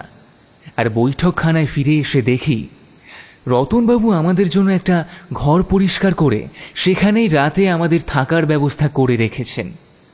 আমরা রতনবাবুর সঙ্গে সেই ঘরে গেলে পদ্মাবতী নিজের কাজে ফিরে গেল। আর প্রদ্যুম্নকে দেখে আমার বেশ চিন্তিত মনে হওয়ায় আমি আর ওকে জিজ্ঞাসা না করে পারলাম না। কি ব্যাপার বলো তো ভাই, কি ভাবছো এত? একটা হিসাব ঠিক মেলাতে পারছি না অবিনাশ। বারবার মনে হচ্ছে যা কিছু চোখের সামনে দেখতে পাচ্ছি তার সবটাই যেন সত্যি নয়, কিছু একটা মিথ্যা আছে, ঠিক যেন আমাদের জন্যই সেটা সাজিয়ে রাখা হয়েছে। কেন বলো তো? আমার তো এখনো পর্যন্ত সেরকম কিছু মনে হয়নি। একটা ব্যাপার ভালো করে ভেবে দেখো অবিনাশ। সূর্যপ্রতাপ বাবু আমাদের বললেন সেই পুরনো দলিলটা ওনার দাদুর দাদু কালী কিঙ্কর বাবুর সময়কার, যেটা নাকি ওই মন্দিরের কোনো একটা প্রকোষ্ঠে অবহেলায় পড়েছিল। অথচ পদ্মার কথা যদি সত্যি ধরি, তাহলে সূর্যপ্রতাপ বাবুর দাদু মিহির রঞ্জন বাবুর সময় মন্দিরের পাশের দুর্গা দালান ভাঙচুর করেছিল নবাবী সেনারা। তাহলে সেই সময় একদম পার্শ্ববর্তী কালী ঠাকুরের মন্দির এবং ওই প্রকোষ্ঠের মধ্যে রাখা দলিলটা কারো নজরে এলো না। এটা বিশ্বাস করতে বড় অবাক লাগছে। দেখো, সেদিক থেকে দেখলে আমার কিন্তু পদ্মার কথায় অনেক অসঙ্গতি মনে হয়েছে। ওই ওই যে ও বলেছিল না সেই কামানের গোলাগুলোর ব্যাপারে, এটা আমি ঠিক বিশ্বাস করতে পারছিলাম না। খামোখা এই আজকের যুগে কেউ এসে লোহার গোলাগুলো কেন খুঁজতে যাবে? না অবিনাশ, পদ্মার কথায় আমি অসঙ্গতি কিছু দেখছি না, বরং পদ্মার কথাই আমার বেশি সঙ্গতিপূর্ণ মনে হলো। কেন? দেখো অবিনাশ, একটা ব্যাপার আমার মাথার মধ্যে প্রথম থেকে সন্দেহ তৈরি করে রেখেছে। সেটা হলো সূর্যপ্রতাপ বাবুর বলা একটা কথা, আর সেটা হলো ভগবান ব্রহ্মার 5টা মাথা। এখনো পর্যন্ত ওনার দলিল সংক্রান্ত যতটুকু জানতে পেরেছি, তাতে করে সেখানে ভগবান ব্রহ্মা বা তার মাথার কোনো সংযোগ সূত্র আমি অন্তত খুঁজে পাইনি। হঠাৎ করেই আমার মাথায় একটা বুদ্ধি খেলে গেল, আর আমি প্রায় চিৎকার করে বলে উঠলাম, আর খুব প্রাসঙ্গিকভাবেই পদ্মার বলা সে উদ্ধৃত 5টা কামানের গোলার সাথে ভগবান ব্রহ্মার 5টা মাথার একটা মিল রয়েছে, তাই না? ঠিক ধরেছ। কোথাও দুটো বর্ণনার মধ্যে একটা যোগসূত্র থাকলেও থাকতে পারে। বিশেষ করে যতটুকু বাংলার ইতিহাস পড়ে জানতে পেরেছি, তাতে করে মুর্শিদাবাদের নবাব সুজা মোহাম্মদ তার পরিবারের হাতে খুন হলেও তার বিপুল ধনসম্পত্তির কোনো খোঁজ কিন্তু সত্যিই কেউ পায়নি। তার মানে কি বলতে চাইছো তুমি? তুমি যেটা ভাবছো ব্যাপারটা ততটা সহজ নাও হতে পারে। এত সহজে সুজা মোহাম্মদের ধনসম্পত্তি কামানের গোলা আকারে মাটির নিচে লুকিয়ে থাকবে আর আমরা একবার এসে সেটা খুঁজে পেয়ে যাব, ব্যাপারটা এত সহজ নাও হতে পারে। তবে এখনই ব্যাপারটা মাথা থেকে বের করছি না, এইটুকু বলতে পারি। তাহলে তাহলে কি? একবার ওই লোহার গোলকগুলোকে নিজেদের পরীক্ষা করে দেখতে হবে, তারপর বলতে পারবো। প্রদ্যুম্ন আরো কিছু কথা বলতে যাওয়ার আগেই হঠাৎ করেই ঘরে রতনলাল বাবু ঢুকে আসেন। বাবু, কর্তাবাবু তৈরি হয়ে গেছে। মন্দিরে পুরোহিত মশাইয়ের আসার সময় হয়ে গেছে সন্ধ্যা আরতি করার জন্য। কর্তাবাবু আপনাদের আসতে বললেন। আমরা তখনকার মতো আর কোনো কথা না বাড়িয়ে রতনলাল বাবুর সঙ্গে দয়াময়ী মন্দিরের দিকে এগিয়ে গেলাম। সূর্যপ্রতাপ বাবু আমাদের জন্য সেখানেই অপেক্ষা করছিলেন। আমরা সেখানে যেতেই উনি নিজে এগিয়ে এসে আমাদের মন্দিরের দিকে নিয়ে গেলেন। তারপর আমাদের ঘুরিয়ে ঘুরিয়ে মন্দিরের চারপাশটা দেখাতে লাগলেন। সত্যি মন্দিরটি অত্যন্ত সুন্দরভাবে সংস্কার করিয়েছেন সূর্যপ্রতাপ বাবু। ওনার শিল্পরুচি বোধের প্রশংসা না করলেই নয়। মন্দিরের বাইরেটা দেখার পর আমরা প্রবেশ করলাম মন্দিরের ভেতরে। আমাদের এতক্ষণ ধরে সূর্যপ্রতাপ বাবু যেভাবে নিজের গর্বের কথা শোনাচ্ছিলেন, তাতে করে এই মন্দিরের ব্যাপারে ওনার মনে যে একটা গভীর অহংকার বোধ রয়েছে, সেটা খুব ভালোভাবেই বুঝতে পারছিলাম। ওনার সঙ্গে তাল মিলিয়ে প্রশংসা করে গেলেও প্রদ্যুম্নর আসল উদ্দেশ্য যে সেই কুলুঙ্গিটা খুঁজে বের করা, যেখানে সূর্যপ্রতাপ বাবুর কথা মতো ওই দলিলটা ছিল, সেটা আমি বেশ ভালোই বুঝতে পারছিলাম। আরেকটা বড় কথা হলো, মন্দিরের গর্ভগৃহে প্রবেশ করার পর আমরা দেখতে পেলাম পদ্মাবতীও সেখানে রয়েছে। জমিদার বাবুর স্ত্রী পুরোহিত মশাইয়ের কাজে সাহায্য করলে পদ্মাবতী তার পাশেই দাঁড়িয়েছিল আর চোখে বারবার আমাদের দিকে তাকিয়েছিল। মন্দিরে পুরোহিত মশাইয়ের আরতির আয়োজন প্রায় সম্পূর্ণ হয়ে এলে প্রদ্যুম্ন আর অপেক্ষা না করে সরাসরি সূর্যপ্রতাপ বাবুকে কথাটা বলেই ফেলল। আচ্ছা সূর্যপ্রতাপ বাবু, আপনি যা বলেছিলেন এই মন্দিরের ভিতরেই একটা কুলুঙ্গিতে সেই দলিলটা পাওয়া গিয়েছিল, সেই কুলুঙ্গিটা কোনটা? প্রশ্নটা শুনে আমার মনে হলো এত দীর্ঘ সময় কথা বলার পর নিজের প্রশস্তি শুনতে শুনতে যেন আসল কথাটাই ভুলে গিয়েছিলেন। প্রদ্যুম্নর প্রশ্ন শুনে হঠাৎ করেই ওনার সম্বিত ফিরে এলো, আর কিছুটা হকচকিয়ে গিয়ে মন্দিরের গর্ভগৃহের ডান দিকের দেওয়ালের একটা ছোট্ট কুলুঙ্গি উনি হাতের ইশারায় দেখিয়ে দিলেন। সেখানে একটা ছোট্ট ঠাকুরের পাথরের বিগ্রহ রাখা, যার সামনে একটা প্রদীপ জ্বলছে। কুলুঙ্গিটা প্রদ্যুম্ন ভালো করে পর্যবেক্ষণ করে দেখে নেওয়ার পর আমরা মন্দির থেকে বের হয়ে এলাম। আর তার কিছুক্ষণের মধ্যেই আরতি সম্পূর্ণ হয়ে যাওয়ায় ভেতরে ঘণ্টার ধ্বনি এবং শঙ্খধ্বনির আওয়াজটা বন্ধ হয়ে গেল। আর প্রায় আমাদের পিছু পিছু পদ্মাবতীও মন্দির থেকে বের হয়ে এসে আমাদের উদ্দেশ্যে বলল, মন্দিরে আরতি হয়ে গেছে, কর্তামা আপনাদের অপেক্ষা করতে বললেন, পুজোর প্রসাদ দেবেন। আপনারা এখন চলে যাবেন না যেন। আমরা পদ্মাবতীর কথার কোনো উত্তর না দিলেও মাথা নেড়ে সম্মতি জানালাম।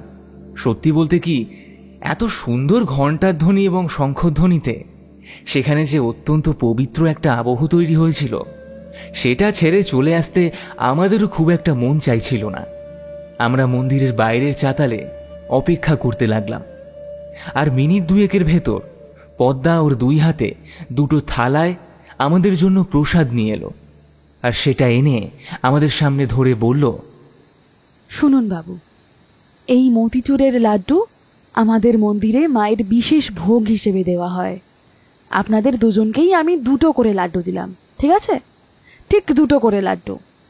এগুলো আপনারা খান, একটুও ফেলে নষ্ট করবেন না কিন্তু। আর তারপর না হয় বাকি চিড়ে মুরখি প্রসাদ খাবেন। পদ্মার এমনভাবে কথা বলায় আমার বেশ অস্বস্তি মনে হলেও দেখলাম প্রদ্যুম্ন ঈষৎ হেসে ঠিক ওর সঙ্গে সুরের সুর মিলিয়ে বলে উঠল, ঠিক আছে পদ্মা, তুমি যেমন বলেছো সেই রকমই হবে। তোমার দেওয়া এই 2টো করে লাড্ডু আমি এতটুকু না ফেলে প্রসাদ হিসেবে গ্রহণ করলাম। না অবিনাশ, তুমিও তোমার ওই 2টো লাড্ডু প্রসাদ হিসেবে খাও। আমি বুঝতে পারলাম প্রদ্যুম্ন এবং পদ্মাবতী নিজেদের মধ্যে এমন কোনো সংকেতে কথা বলছে যেটা আমি বুঝতে পারছি না।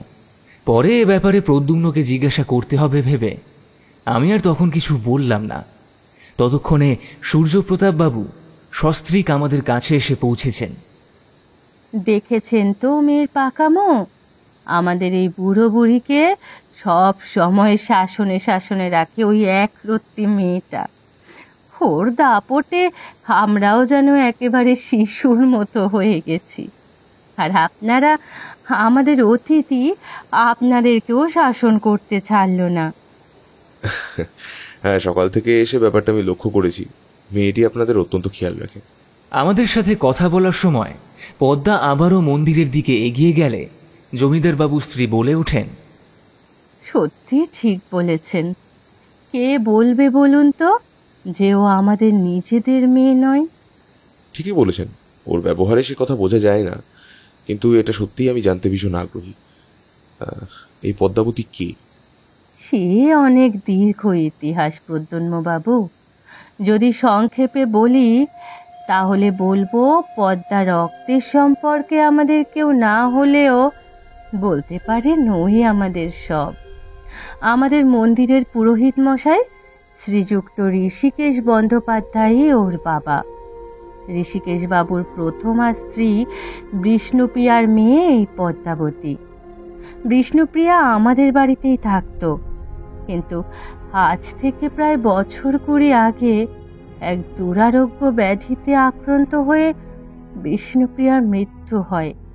তখন পদ্মার বয়স ওই বড় জোর 1 কি 2 বছর হবে। শুধুমাত্র ওর দেখভাল করার জন্যই ঋষিকেশ পুরোহিত মশাই দ্বিতীয়বার বিবাহ করেন। উনি ভেবেছিলেন ওনার এই দ্বিতীয়া স্ত্রী পদ্মাবতীকে নিজের মেয়ের মতোই স্নেহ করবে। বাস্তবে তা হয়নি। মাতৃহারা মেয়েটার শেষ পর্যন্ত ঠাঁই হয় আমাদের বাড়িতে। আর সেই থেকে পদ্মাবতী আমাদের সাথেই রয়ে যায়, কখনো আরও নিজের বাড়িতে ফিরে যায়নি। এই মুহূর্তে তো পদ্মা আমাদের বাড়িরই একজন সদস্যা হয়ে উঠেছে। আমরা দূর থেকে দেখতে পেলাম মন্দিরের পুরোহিত মশাই মন্দিরের দরজায় তালা বন্ধ করছিলেন, আর পদ্মাবতী ওনার সঙ্গে কিছু একটা কথা বলছিল। দেখেছেন তো, বাবার সঙ্গে যেটুকু কথাবার্তা তাও এই মন্দিরেই সেরে নেয়। বাড়ি যাওয়ার প্রয়োজন ওর আর পড়ে না। আর একদিক থেকে তো ভালোই হয়েছে, ঋষিকেশ পুরোহিতের দ্বিতীয় স্ত্রীর সন্তানরা বাড়িতেই রয়েছে। সেখানে যদি পদ্মাবতী থাকতো তাহলে তো অশান্তি বাড়তো বই, কমতো না। তাই যা হয়েছে একদিক থেকে ভালোই হয়েছে। আমরা কথা বলতে বলতে ফিরে এলাম জমিদার বাড়িতে। কিছুটা রাস্তা আমাদের পেছনে পেছনে পদ্মা এলেও জমিদার বাড়ি ঢোকার মুহূর্তে তাকে আর পেছনে দেখতে পেলাম না। সম্ভবত নিজের কোনো কাজে অন্য কোথাও চলে গেছে সে। আর তারপর আমাদের সাথে সামান্য কথাবার্তা বলে জমিদার বাবুরা ঘর থেকে বেরিয়ে গেলে রতনলাল বাবু আমাদের কাছে এগিয়ে আসলেন। তারপর বললেন, বাবু, আমাদের এখানে রাতের খাওয়া 8:30 থেকে 9টার মধ্যেই দেওয়া হয়। আপনারা তৈরি হয়ে খাবার ঘরে চলে আসবেন। আমরা তখন নিজেদের পাঞ্জাবিগুলো খুলে খাটের ছত্রিতে বিছিয়ে দিয়ে সবেমাত্র বিছানার ওপরে বসেছি। আর প্রদ্যুম্ন ও ডায়েরিটা বার করে সকাল থেকে উল্লেখযোগ্য যা যা ঘটেছে সেগুলো নোট করে রাখতে শুরু করে। আর ঠিক তখনই দরজার বাইরে আরও একবার সূর্যপ্রতাপবাবুর কণ্ঠস্বর শুনতে পেলাম। আর একবার ফিরে আসলাম প্রদ্যুম্ন বাবু। বলছি কি, সকালে আপনাদের যে দলিলের সাংকেতিক চিহ্নগুলোর কথা বললাম, এই ব্যাপারে কিছু কি খোঁজ এগোলো? মানে কথায় কথায় তো আপনাকে আর আসল ব্যাপারটাই জিজ্ঞেস করা হয়নি। আমাকে আজকের রাতটা আপনাকে সময় দিতে হবে জমিদার বাবু। আমি আগামীকাল সকালে আপনাকে এই ব্যাপারে জানাবো। দেখুন, আপনি তো আমাদের সেই দলিলটাও দেননি যাতে করে সেই সাংকেতিক চিহ্নগুলো আমি পড়ে দেখতে পারি। ফলে আমাকে এগোতে হচ্ছে সম্পূর্ণ অনুমানের ভিত্তিতে। তাই সেই অনুমানটাকে নিশ্চিত বিশ্বাসে পরিণত করতে আমার আজকের রাতটা লাগবে। আগামীকাল সকালে আমি আপনাকে বলে দেব ওই সাংকেতিক চিহ্নগুলোর রহস্য আমি সমাধান করতে পারবো কিনা। বেশ, আপনার থেকে একটা সদর্থক উত্তরের আশাতেই রইলাম। এখন আমি আসি। আপনারা বরঞ্চ আপনাদের প্রয়োজন মতো খাবার খেয়ে নেবেন। আগামীকাল সকালে কিন্তু আবার দেখা হবে। চলি। এই বলে সূর্যপ্রতাপবাবু ঘর থেকে বের হয়ে গেলেন। তবে প্রদ্যুম্ন ওনাকে নিশ্চিতভাবে কিছু না জানানোয় উনি যে খুব একটা খুশি হননি সেটা ওনার মুখ দেখেই বোঝা গেল। সূর্যপ্রতাপবাবুর কথা শুনে প্রদ্যুম্ন বেশ বিচলিত হয়ে পড়বে এটাই ভেবেছিলাম, কিন্তু ওর দিকে বেশ কিছুক্ষণ নিরীক্ষণ করেও সেরকম কোনো লক্ষণ আমি দেখতে পেলাম না। তাই ওকে জিজ্ঞেস করলাম, কি গো, কি করবে? কাল সকালে তো সূর্যপ্রতাপ বাবুকে কিছু একটা জানাতে হবে, আর যে আমাদের হাতে খুব একটা সময় নেই। কি বলছো ভাই অবিনাশ? আজ রাতটা তো আমাদের হাতে সময় রয়েছে, আর তখনই ঠিক হয়ে যাবে ওনার দলিলের সেই সব সাংকেতিক চিহ্নর সমাধান আমরা করতে পারবো কিনা। রাতে? কেন রাতে কি হবে? প্রদ্যুম্ন আমার কথার রেশ টেনে গলায় একটা রহস্য ফুটিয়ে তুলে বলল, অভিযান, সুজা মোহাম্মদের গুপ্তধনের সন্ধানে নৈশ অভিযান।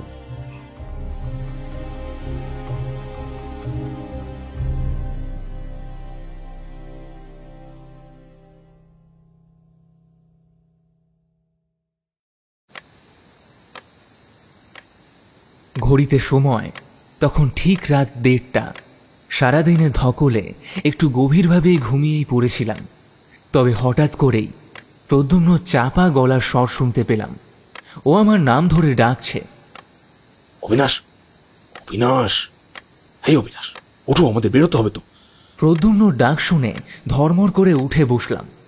চোখ কষলে দেখি ও পাঞ্জাবির উপর একটা হালকা কালো জ্যাকেট চাপিয়ে একেবারে তৈরি হয়ে আছে। আমাকে চোখের ইশারায় রেডি হয়ে নিতে বলে নিজের টেবিলের কাছে এগিয়ে গিয়ে ওর প্রয়োজনীয় কিছু জিনিসপত্র জ্যাকেটের পকেটে গুছিয়ে নিতে লাগলো। এরপর আমি তৈরি হয়ে আসতেই ও আমাকে বলল, চলো, ভূতেদের আসার সময় হয়ে গেছে। ঠিক রাত 2টোর মধ্যে আমাদের মন্দিরের পিছনে পৌঁছতে হবে। আমি ব্যাগটা গুছিয়ে নিয়েছি, তুমি ওটা পিঠে নিয়ে নাও। ঠিক রাত 2টোর সময় ভূতেরা আসবে সেটা তুমি কি করে জানলে? ভুলে গেলে ভাই পদ্মার সেই মতিচুরের লাড্ডুর কথা? ঠিক 2টো করে লাড্ডু আমাদেরও দিয়েছিল। যদি খুব ভুল না করি তাহলে ওটা ছিল একটা সংকেত।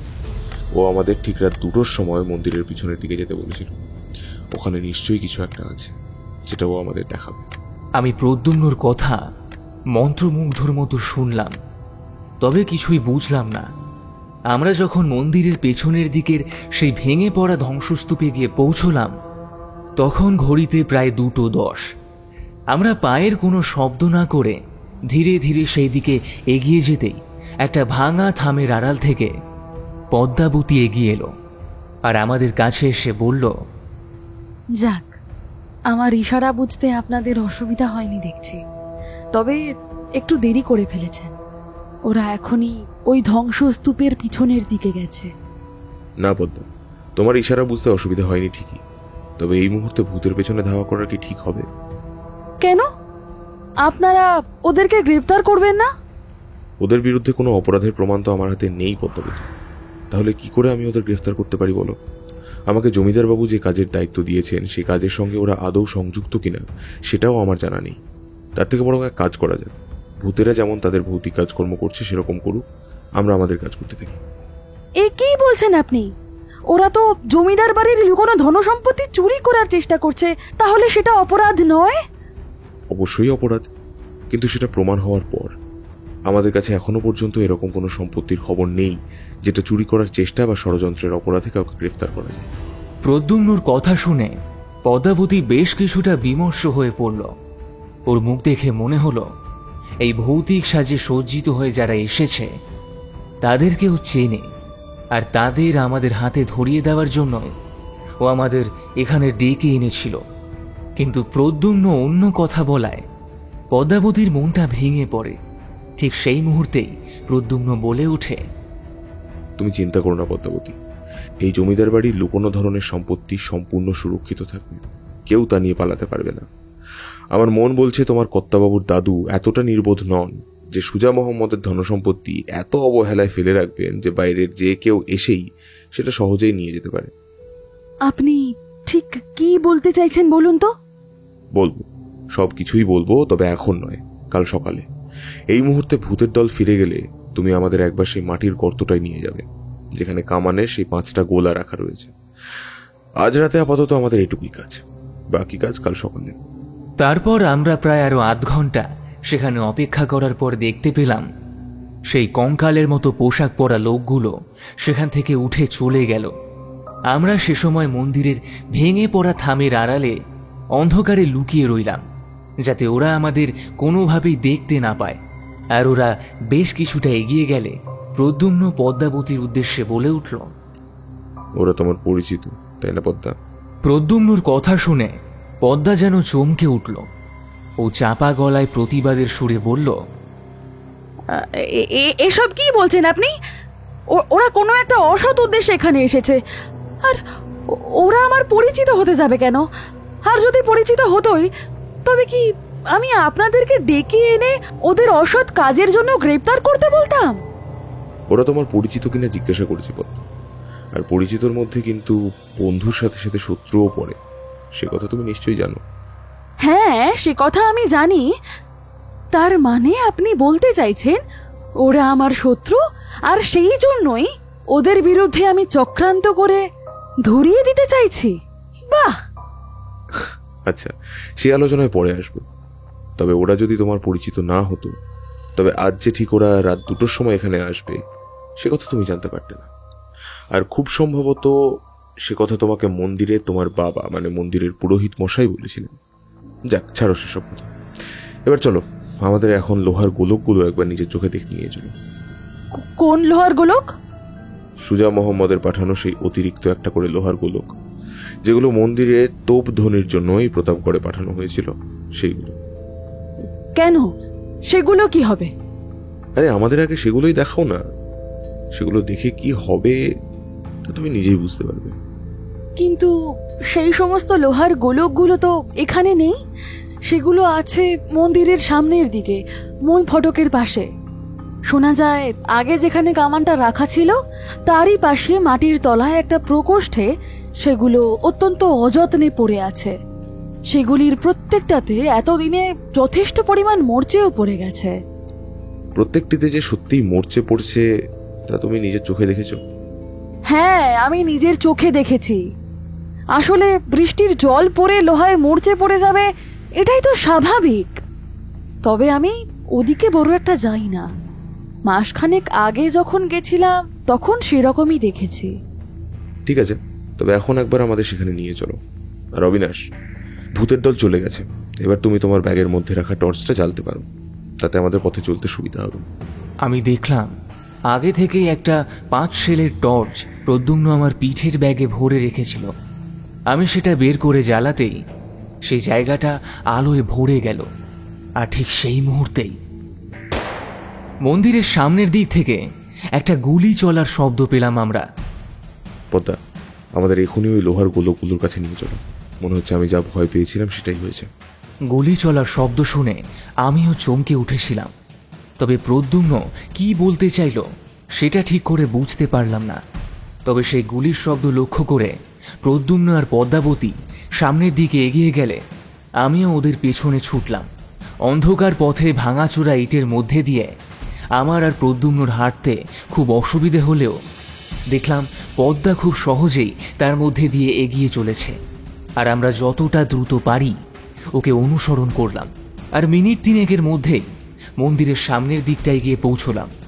আর দূর থেকে দেখতে পেলাম সেই একই রকমের কালো কাপড়ে নিজেকে আপাদমস্তক মোড়া একজন লোক মাটিতে নিচু হয়ে কিছু একটা খুঁজছেন। আর আমাদের সেখানে আসতে দেখেই ভদ্রলোক প্রায় সেখান থেকে ছুটে পালিয়ে গেলেন। আমি অবাক হয়ে প্রদ্যুম্নকে জিজ্ঞেস করলাম, ওটা ওটা কে ভাই? আমরা ওকে ধরবো না? তার কোনো প্রয়োজন হবে না অবিনাশ। লোকটা যদি একমাত্র আমাদের আক্রমণ করে তাহলেই ওকে প্রতিহত করার জন্য আমরা ওকে আক্রমণ করব, নাহলে ওই লোকটার সঙ্গে আমাদের কোনো শত্রুতা নেই। মনে রেখো, এই ভদ্রলোকও সেই কাজই করছেন যেটা আমরা করছি। কিন্তু গুলিটা কে চালালো? খুব সম্ভবত সূর্যপ্রতাপ বাবু। যাই হোক, এখন আর আমাদের হাতে বেশি সময় নেই, লোকটা নিজে থেকেই পালিয়েছে। এবার এসো, আমাদের ওই গোলাগুলো পরীক্ষা করে দেখতে হবে। এই কথা বলে পদ্মা আর প্রদ্যুম্ন এগিয়ে গেল সেই গর্তটার দিকে। আমি দেখলাম পদ্মা হাতের ইশারায় প্রদ্যুম্নকে বুঝিয়ে বলছে ঠিক কোন জায়গায় কামানটা রাখা ছিল। আর ঠিক তার পাশেই মাটির তলায় একটা বড় গর্ত। 4 চৌকো গর্তের ওপরের পাটাতনটা সরিয়ে ফেলতেই আমি তার ভেতরে টর্চের আলো ফেললাম। আর দেখতে পেলাম 5টা প্রায় সমান মাপের লোহার গোলক সেখানে রাখা রয়েছে। এই গোলকগুলোই নাকি প্রতি বছর একটা একটা করে সুজা মোহাম্মদের নবাবিখানা থেকে এই প্রতাপগড়ে এসেছিল দুর্গাপুজোর সময়। প্রদ্যুম্ন এক লাফে সেই গর্তের ভেতরে নেমে পকেট থেকে কিছু একটা বের করে সেই লোহার গোলকগুলোকে পরীক্ষা করতে লাগলো খুব মন দিয়ে। আর সেটা করতে করতেই ওর মুখে একটা জয়ের হাসি ফুটে উঠল।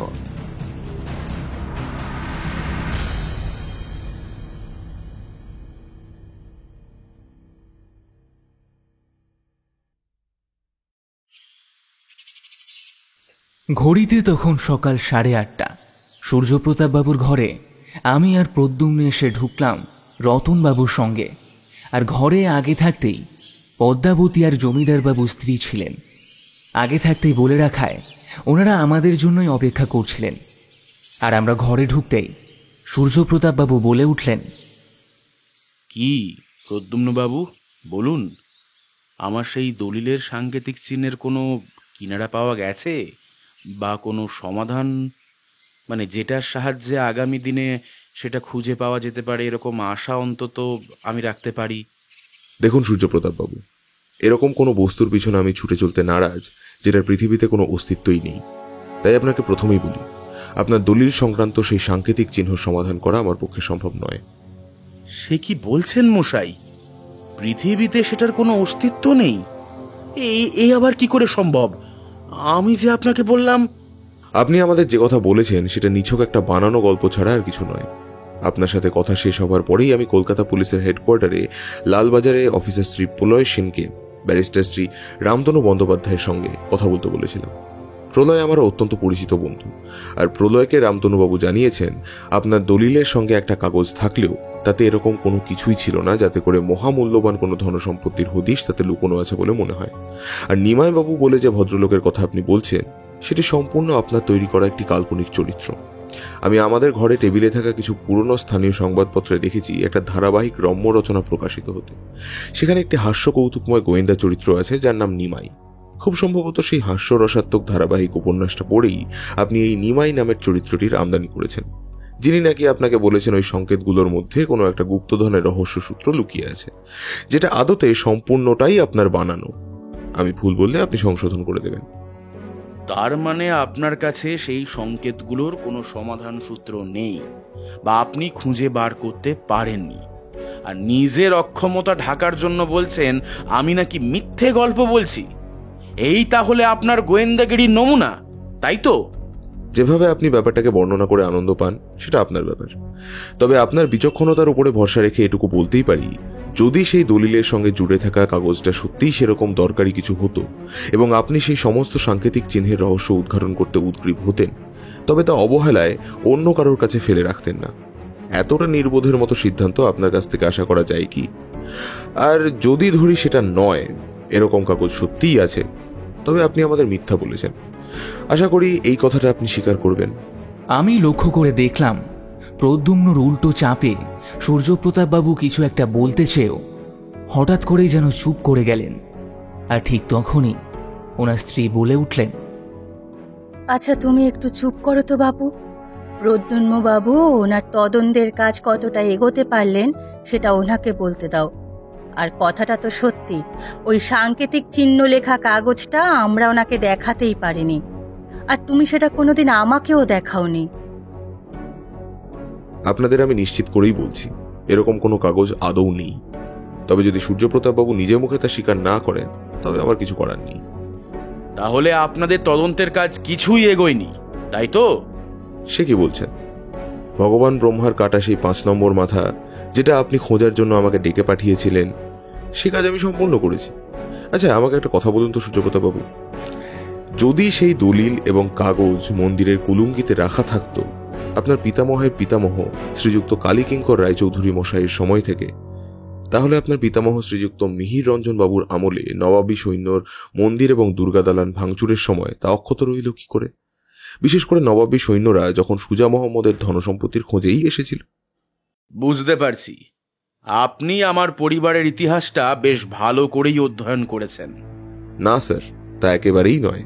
সুজা মোহাম্মদের লুকোনো ধনসম্পদ সম্পর্কে ছোটবেলায় 2-1টা গল্প পড়ে থাকলেও সে মুহূর্তে সে বিষয়ে বিশেষ কিছুই পড়াশোনা করার সময় হয়নি। এই সমস্ত ইতিহাসই আমাদের বলেছে পদ্মাবতী। সত্যি বলতে কি, মেয়েটির অধ্যয়ন, তুখর বুদ্ধি এবং সাহসের প্রশংসা করতেই হয়। আমার কাজের সিংহভাগ পদ্মাবতীই করে রেখেছিল। আর হ্যাঁ, আরেকটা কথা আমাকে অবশ্যই বলতে হবে, সেই ভূতগুলোর থেকে আপনার এই সম্পত্তিকে এতদিন রক্ষাও করেছে এই পদ্মাবতী। তার মানে কি বলতে চাইছেন আপনি? আমি ইচ্ছা করলেই সেই ভূত তথা ভূতগুলোর মুখোশ পরে থাকা মানুষগুলোকে হাতে নাতে ধরতে পারতাম। গতকাল রাত্রেই পদ্মাবতী আমাকে তাদের কাছে নিয়ে গিয়েছিল। প্রথমে আমার মনে হয়েছিল এই ভূতগুলো হয়তো সেই ধনসম্পত্তির সন্ধান পেয়ে গিয়েছে, কিন্তু পরে আমার মাথায় আসে ওরা মন্দিরের পিছনের দিকের ধ্বংসস্তূপের মধ্যে সেই গুপ্তধনের খোঁজ করে চলেছিল, কিন্তু আসলে সেটা রাখা ছিল মন্দিরের সামনের চাতালে, সকলের চোখের সামনে। অথচ এমনভাবে সেগুলো রাখা হয়েছিল যাতে কেউ তাতে বিন্দুমাত্র সন্দেহ করবে না। কি বলছেন আপনি? সেই কোটি কোটি টাকার ধনসম্পত্তি সকলের চোখের সামনে পড়েছিল, কিন্তু কোথায়?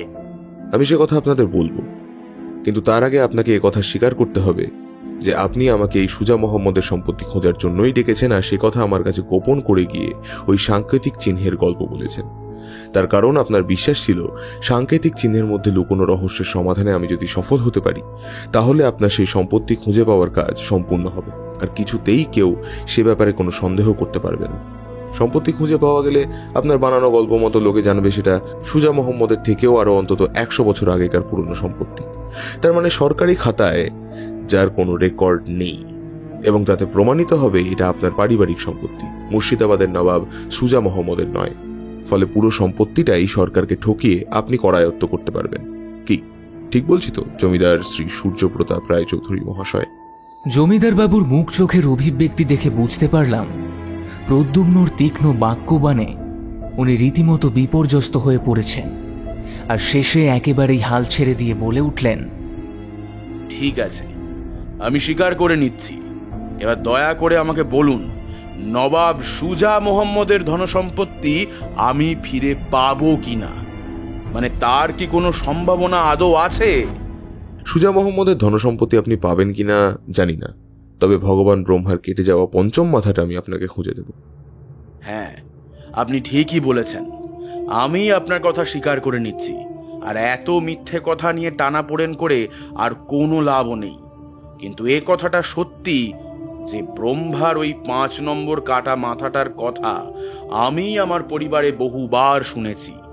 সেটা নাকি আমাদের বাড়িতেই কোথাও লুকোনো ছিল, কিন্তু তার সঙ্গে সুজা মোহাম্মদের ধনসম্পত্তির কোনো যোগাযোগ আছে কিনা তা আমার জানা নেই। আর আমি সেই সূত্রেই কথাটা আপনাকে বলেছিলাম। ব্রহ্মার সেই 5 নম্বর কাটা যাওয়া মাথাটা সমেত 5টা মাথাই এখন টেবিলের উপর রাখা আছে সূর্যপ্রতাপ বাবু। আপনি চাইলেই সেটা নিজের হাতে নিয়ে দেখতে পারেন। প্রদ্যুম্নর কথা শুনে জমিদারবাবু একেবারে হতবাক হয়ে গেলেন।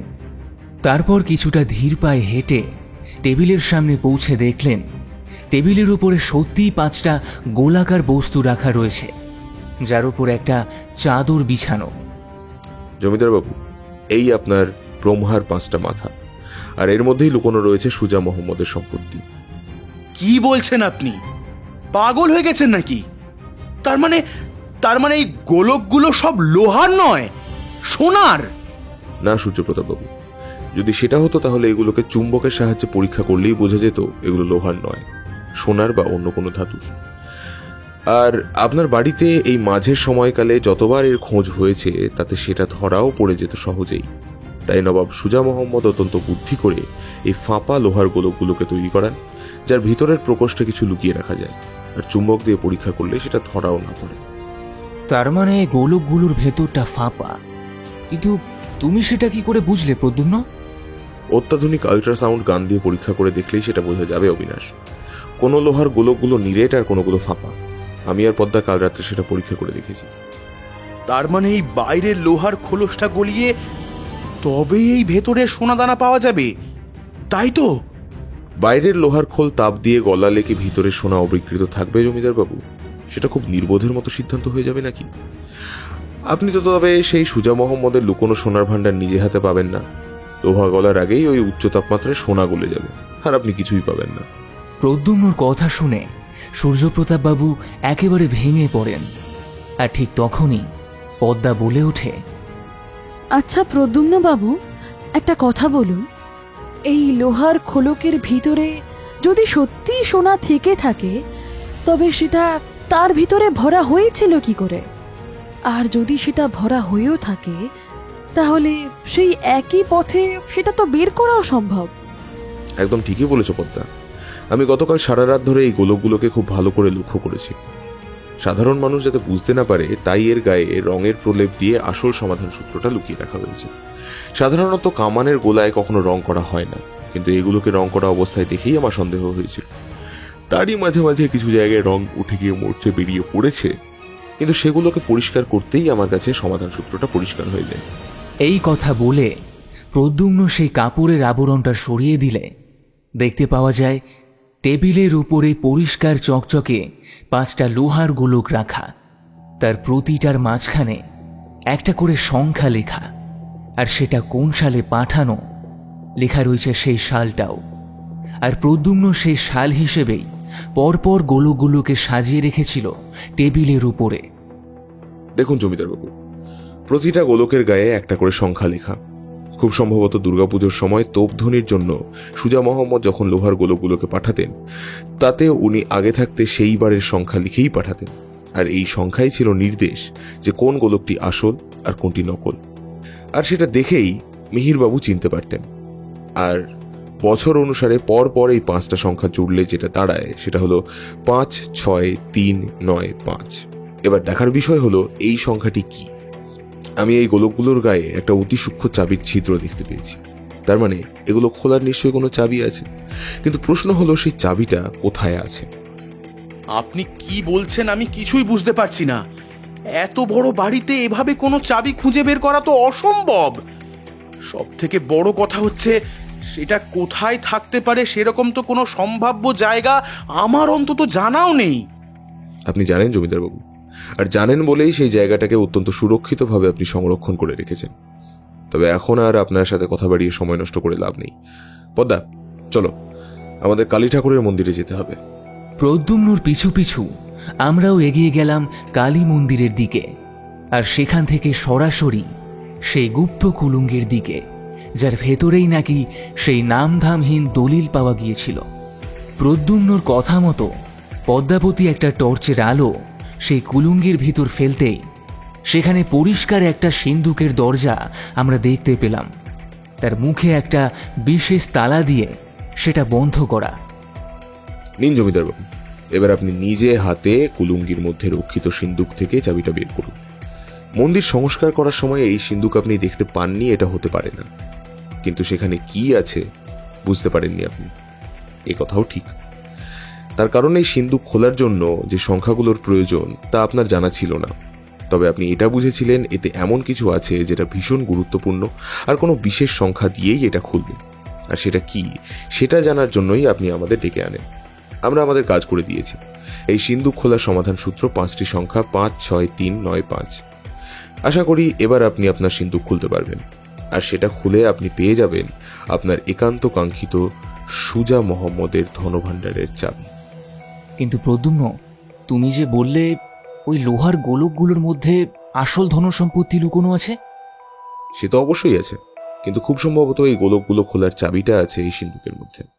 সূর্যপ্রতাপবাবু এগিয়ে এসে সেই সিন্দুকের দরজায় রক্ষিত নির্দিষ্ট জায়গায় ওই নাম্বারগুলো দেওয়ার সাথে সাথেই দরজাটা হঠাৎ করে খুলে যায়, আর তার ভেতর থেকে সত্যি সত্যি একটা লাল কাপড়ে মোড়া পুটলি বের হয়, যাতে বেশ কিছু হিরে, চুনি, পান্নার মতো বহু দামি দামি রত্ন মুড়ে রাখা ছিল।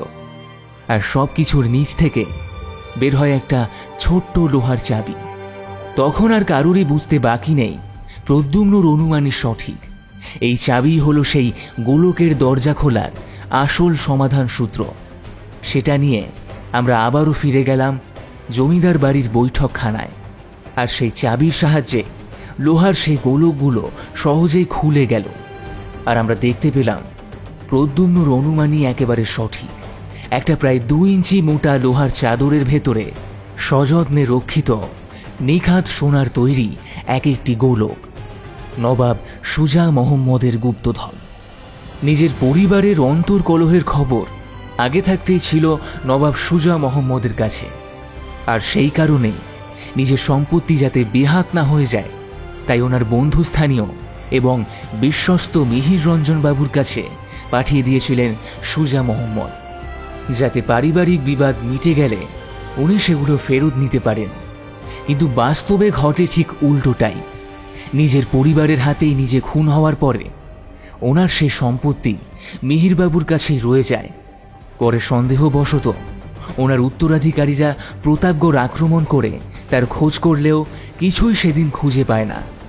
তাদের হার মানতে হয় সুজা মোহাম্মদের বুদ্ধির কাছে।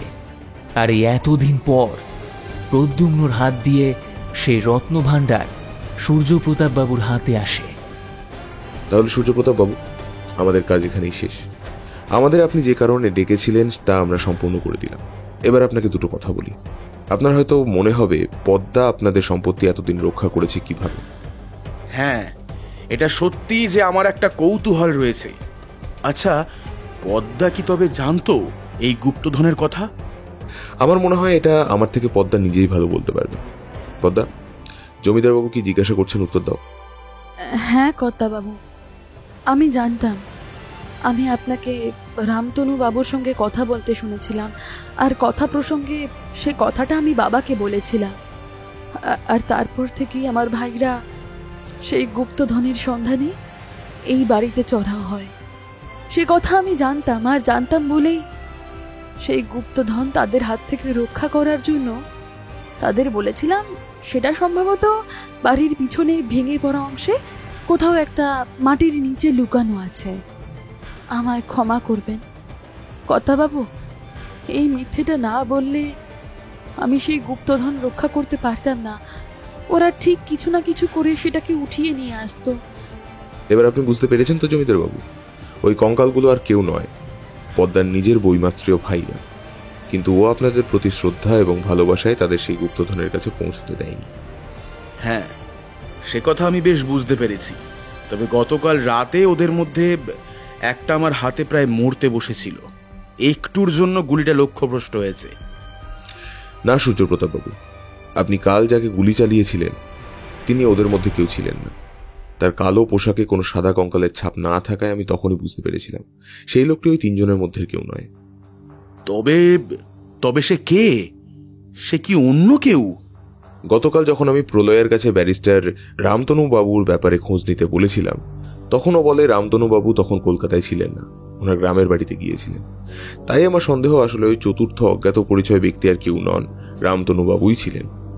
অবশ্য সেটা আমার নিছক অনুমান নয়, কারণ আমি কাছ থেকে দেখেছি ওনার কালো পোশাক অনেকটা অংশই উকিল বাবুদের গাউনের মতোই ছিল। আপনি কি বলছেন? যেটা বলছেন সেটা বুঝে বলছেন তো প্রদ্যুম্ন বাবু? নির্দিষ্ট প্রমাণ না থাকলে কারোর ওপর বা কারোর বিরুদ্ধে এরকম অভিযোগ করা যায় না, আর সেটা আশা করি আপনি ভালো করেই জানেন। এতটা নিশ্চিত করে যখন বলছি তখন নিশ্চয়ই সেটা দেখেই বলছি, আর এটা আপনার বোঝা উচিত সূর্যপ্রতাপ বাবু। তবে আমার ধারণা এই সব কিছুর পরেও সুজা মোহাম্মদের গুপ্ত ধনভাণ্ডার যখন আপনি পেয়ে গেছেন, তখন আর আপনার আনুষঙ্গিক কোনো কিছুতেই আগ্রহ নেই। প্রলয়কে জানানো আছে সরকারি অফিসারদের সাথে নিয়েও একটু পরেই এখানে এসে পৌঁছবে, তারপর ওনাদের কাজ ওনারাই করবেন, আর আমরাও বিদায় নেব। এই কথা বলে আমরা ঘর থেকে বের হয়ে এলাম। আসার সময় দেখলাম সূর্যপ্রতাপ বাবু মাথা নিচু করে চেয়ারের উপরে বসে রয়েছেন। উনি আমাদের যে উদ্দেশ্যে ডেকেছিলেন সেটা প্রদ্যুম্ন সম্পূর্ণ করে দিলেও সেই ধনভাণ্ডারের ওপরে একচ্ছত্র আধিপত্য উনি না পাওয়ায় কিছুটা মনক্ষুণ্ণ হয়েছেন তিনি, সেটা ভালোই বোঝা গেল। তবে ওনাকে এর বেশি কোনো সাহায্য আমাদের পক্ষে করা সম্ভব ছিল না। বাকি কাজ ইন্সপেক্টর প্রলয় এবং আর্কিওলজিক্যাল সার্ভে ডিপার্টমেন্টের অফিসারদের। আমাদের জন্য বাকি তখন শুধুই বিদায় নেওয়া।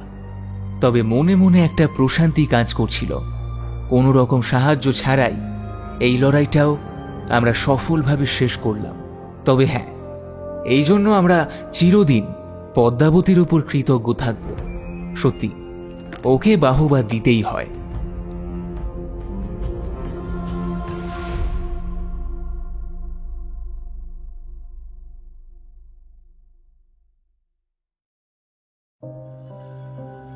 শেষ হলো লেখক শিবাঙ্গনের কলমে ব্রহ্মার কাটা মাথা।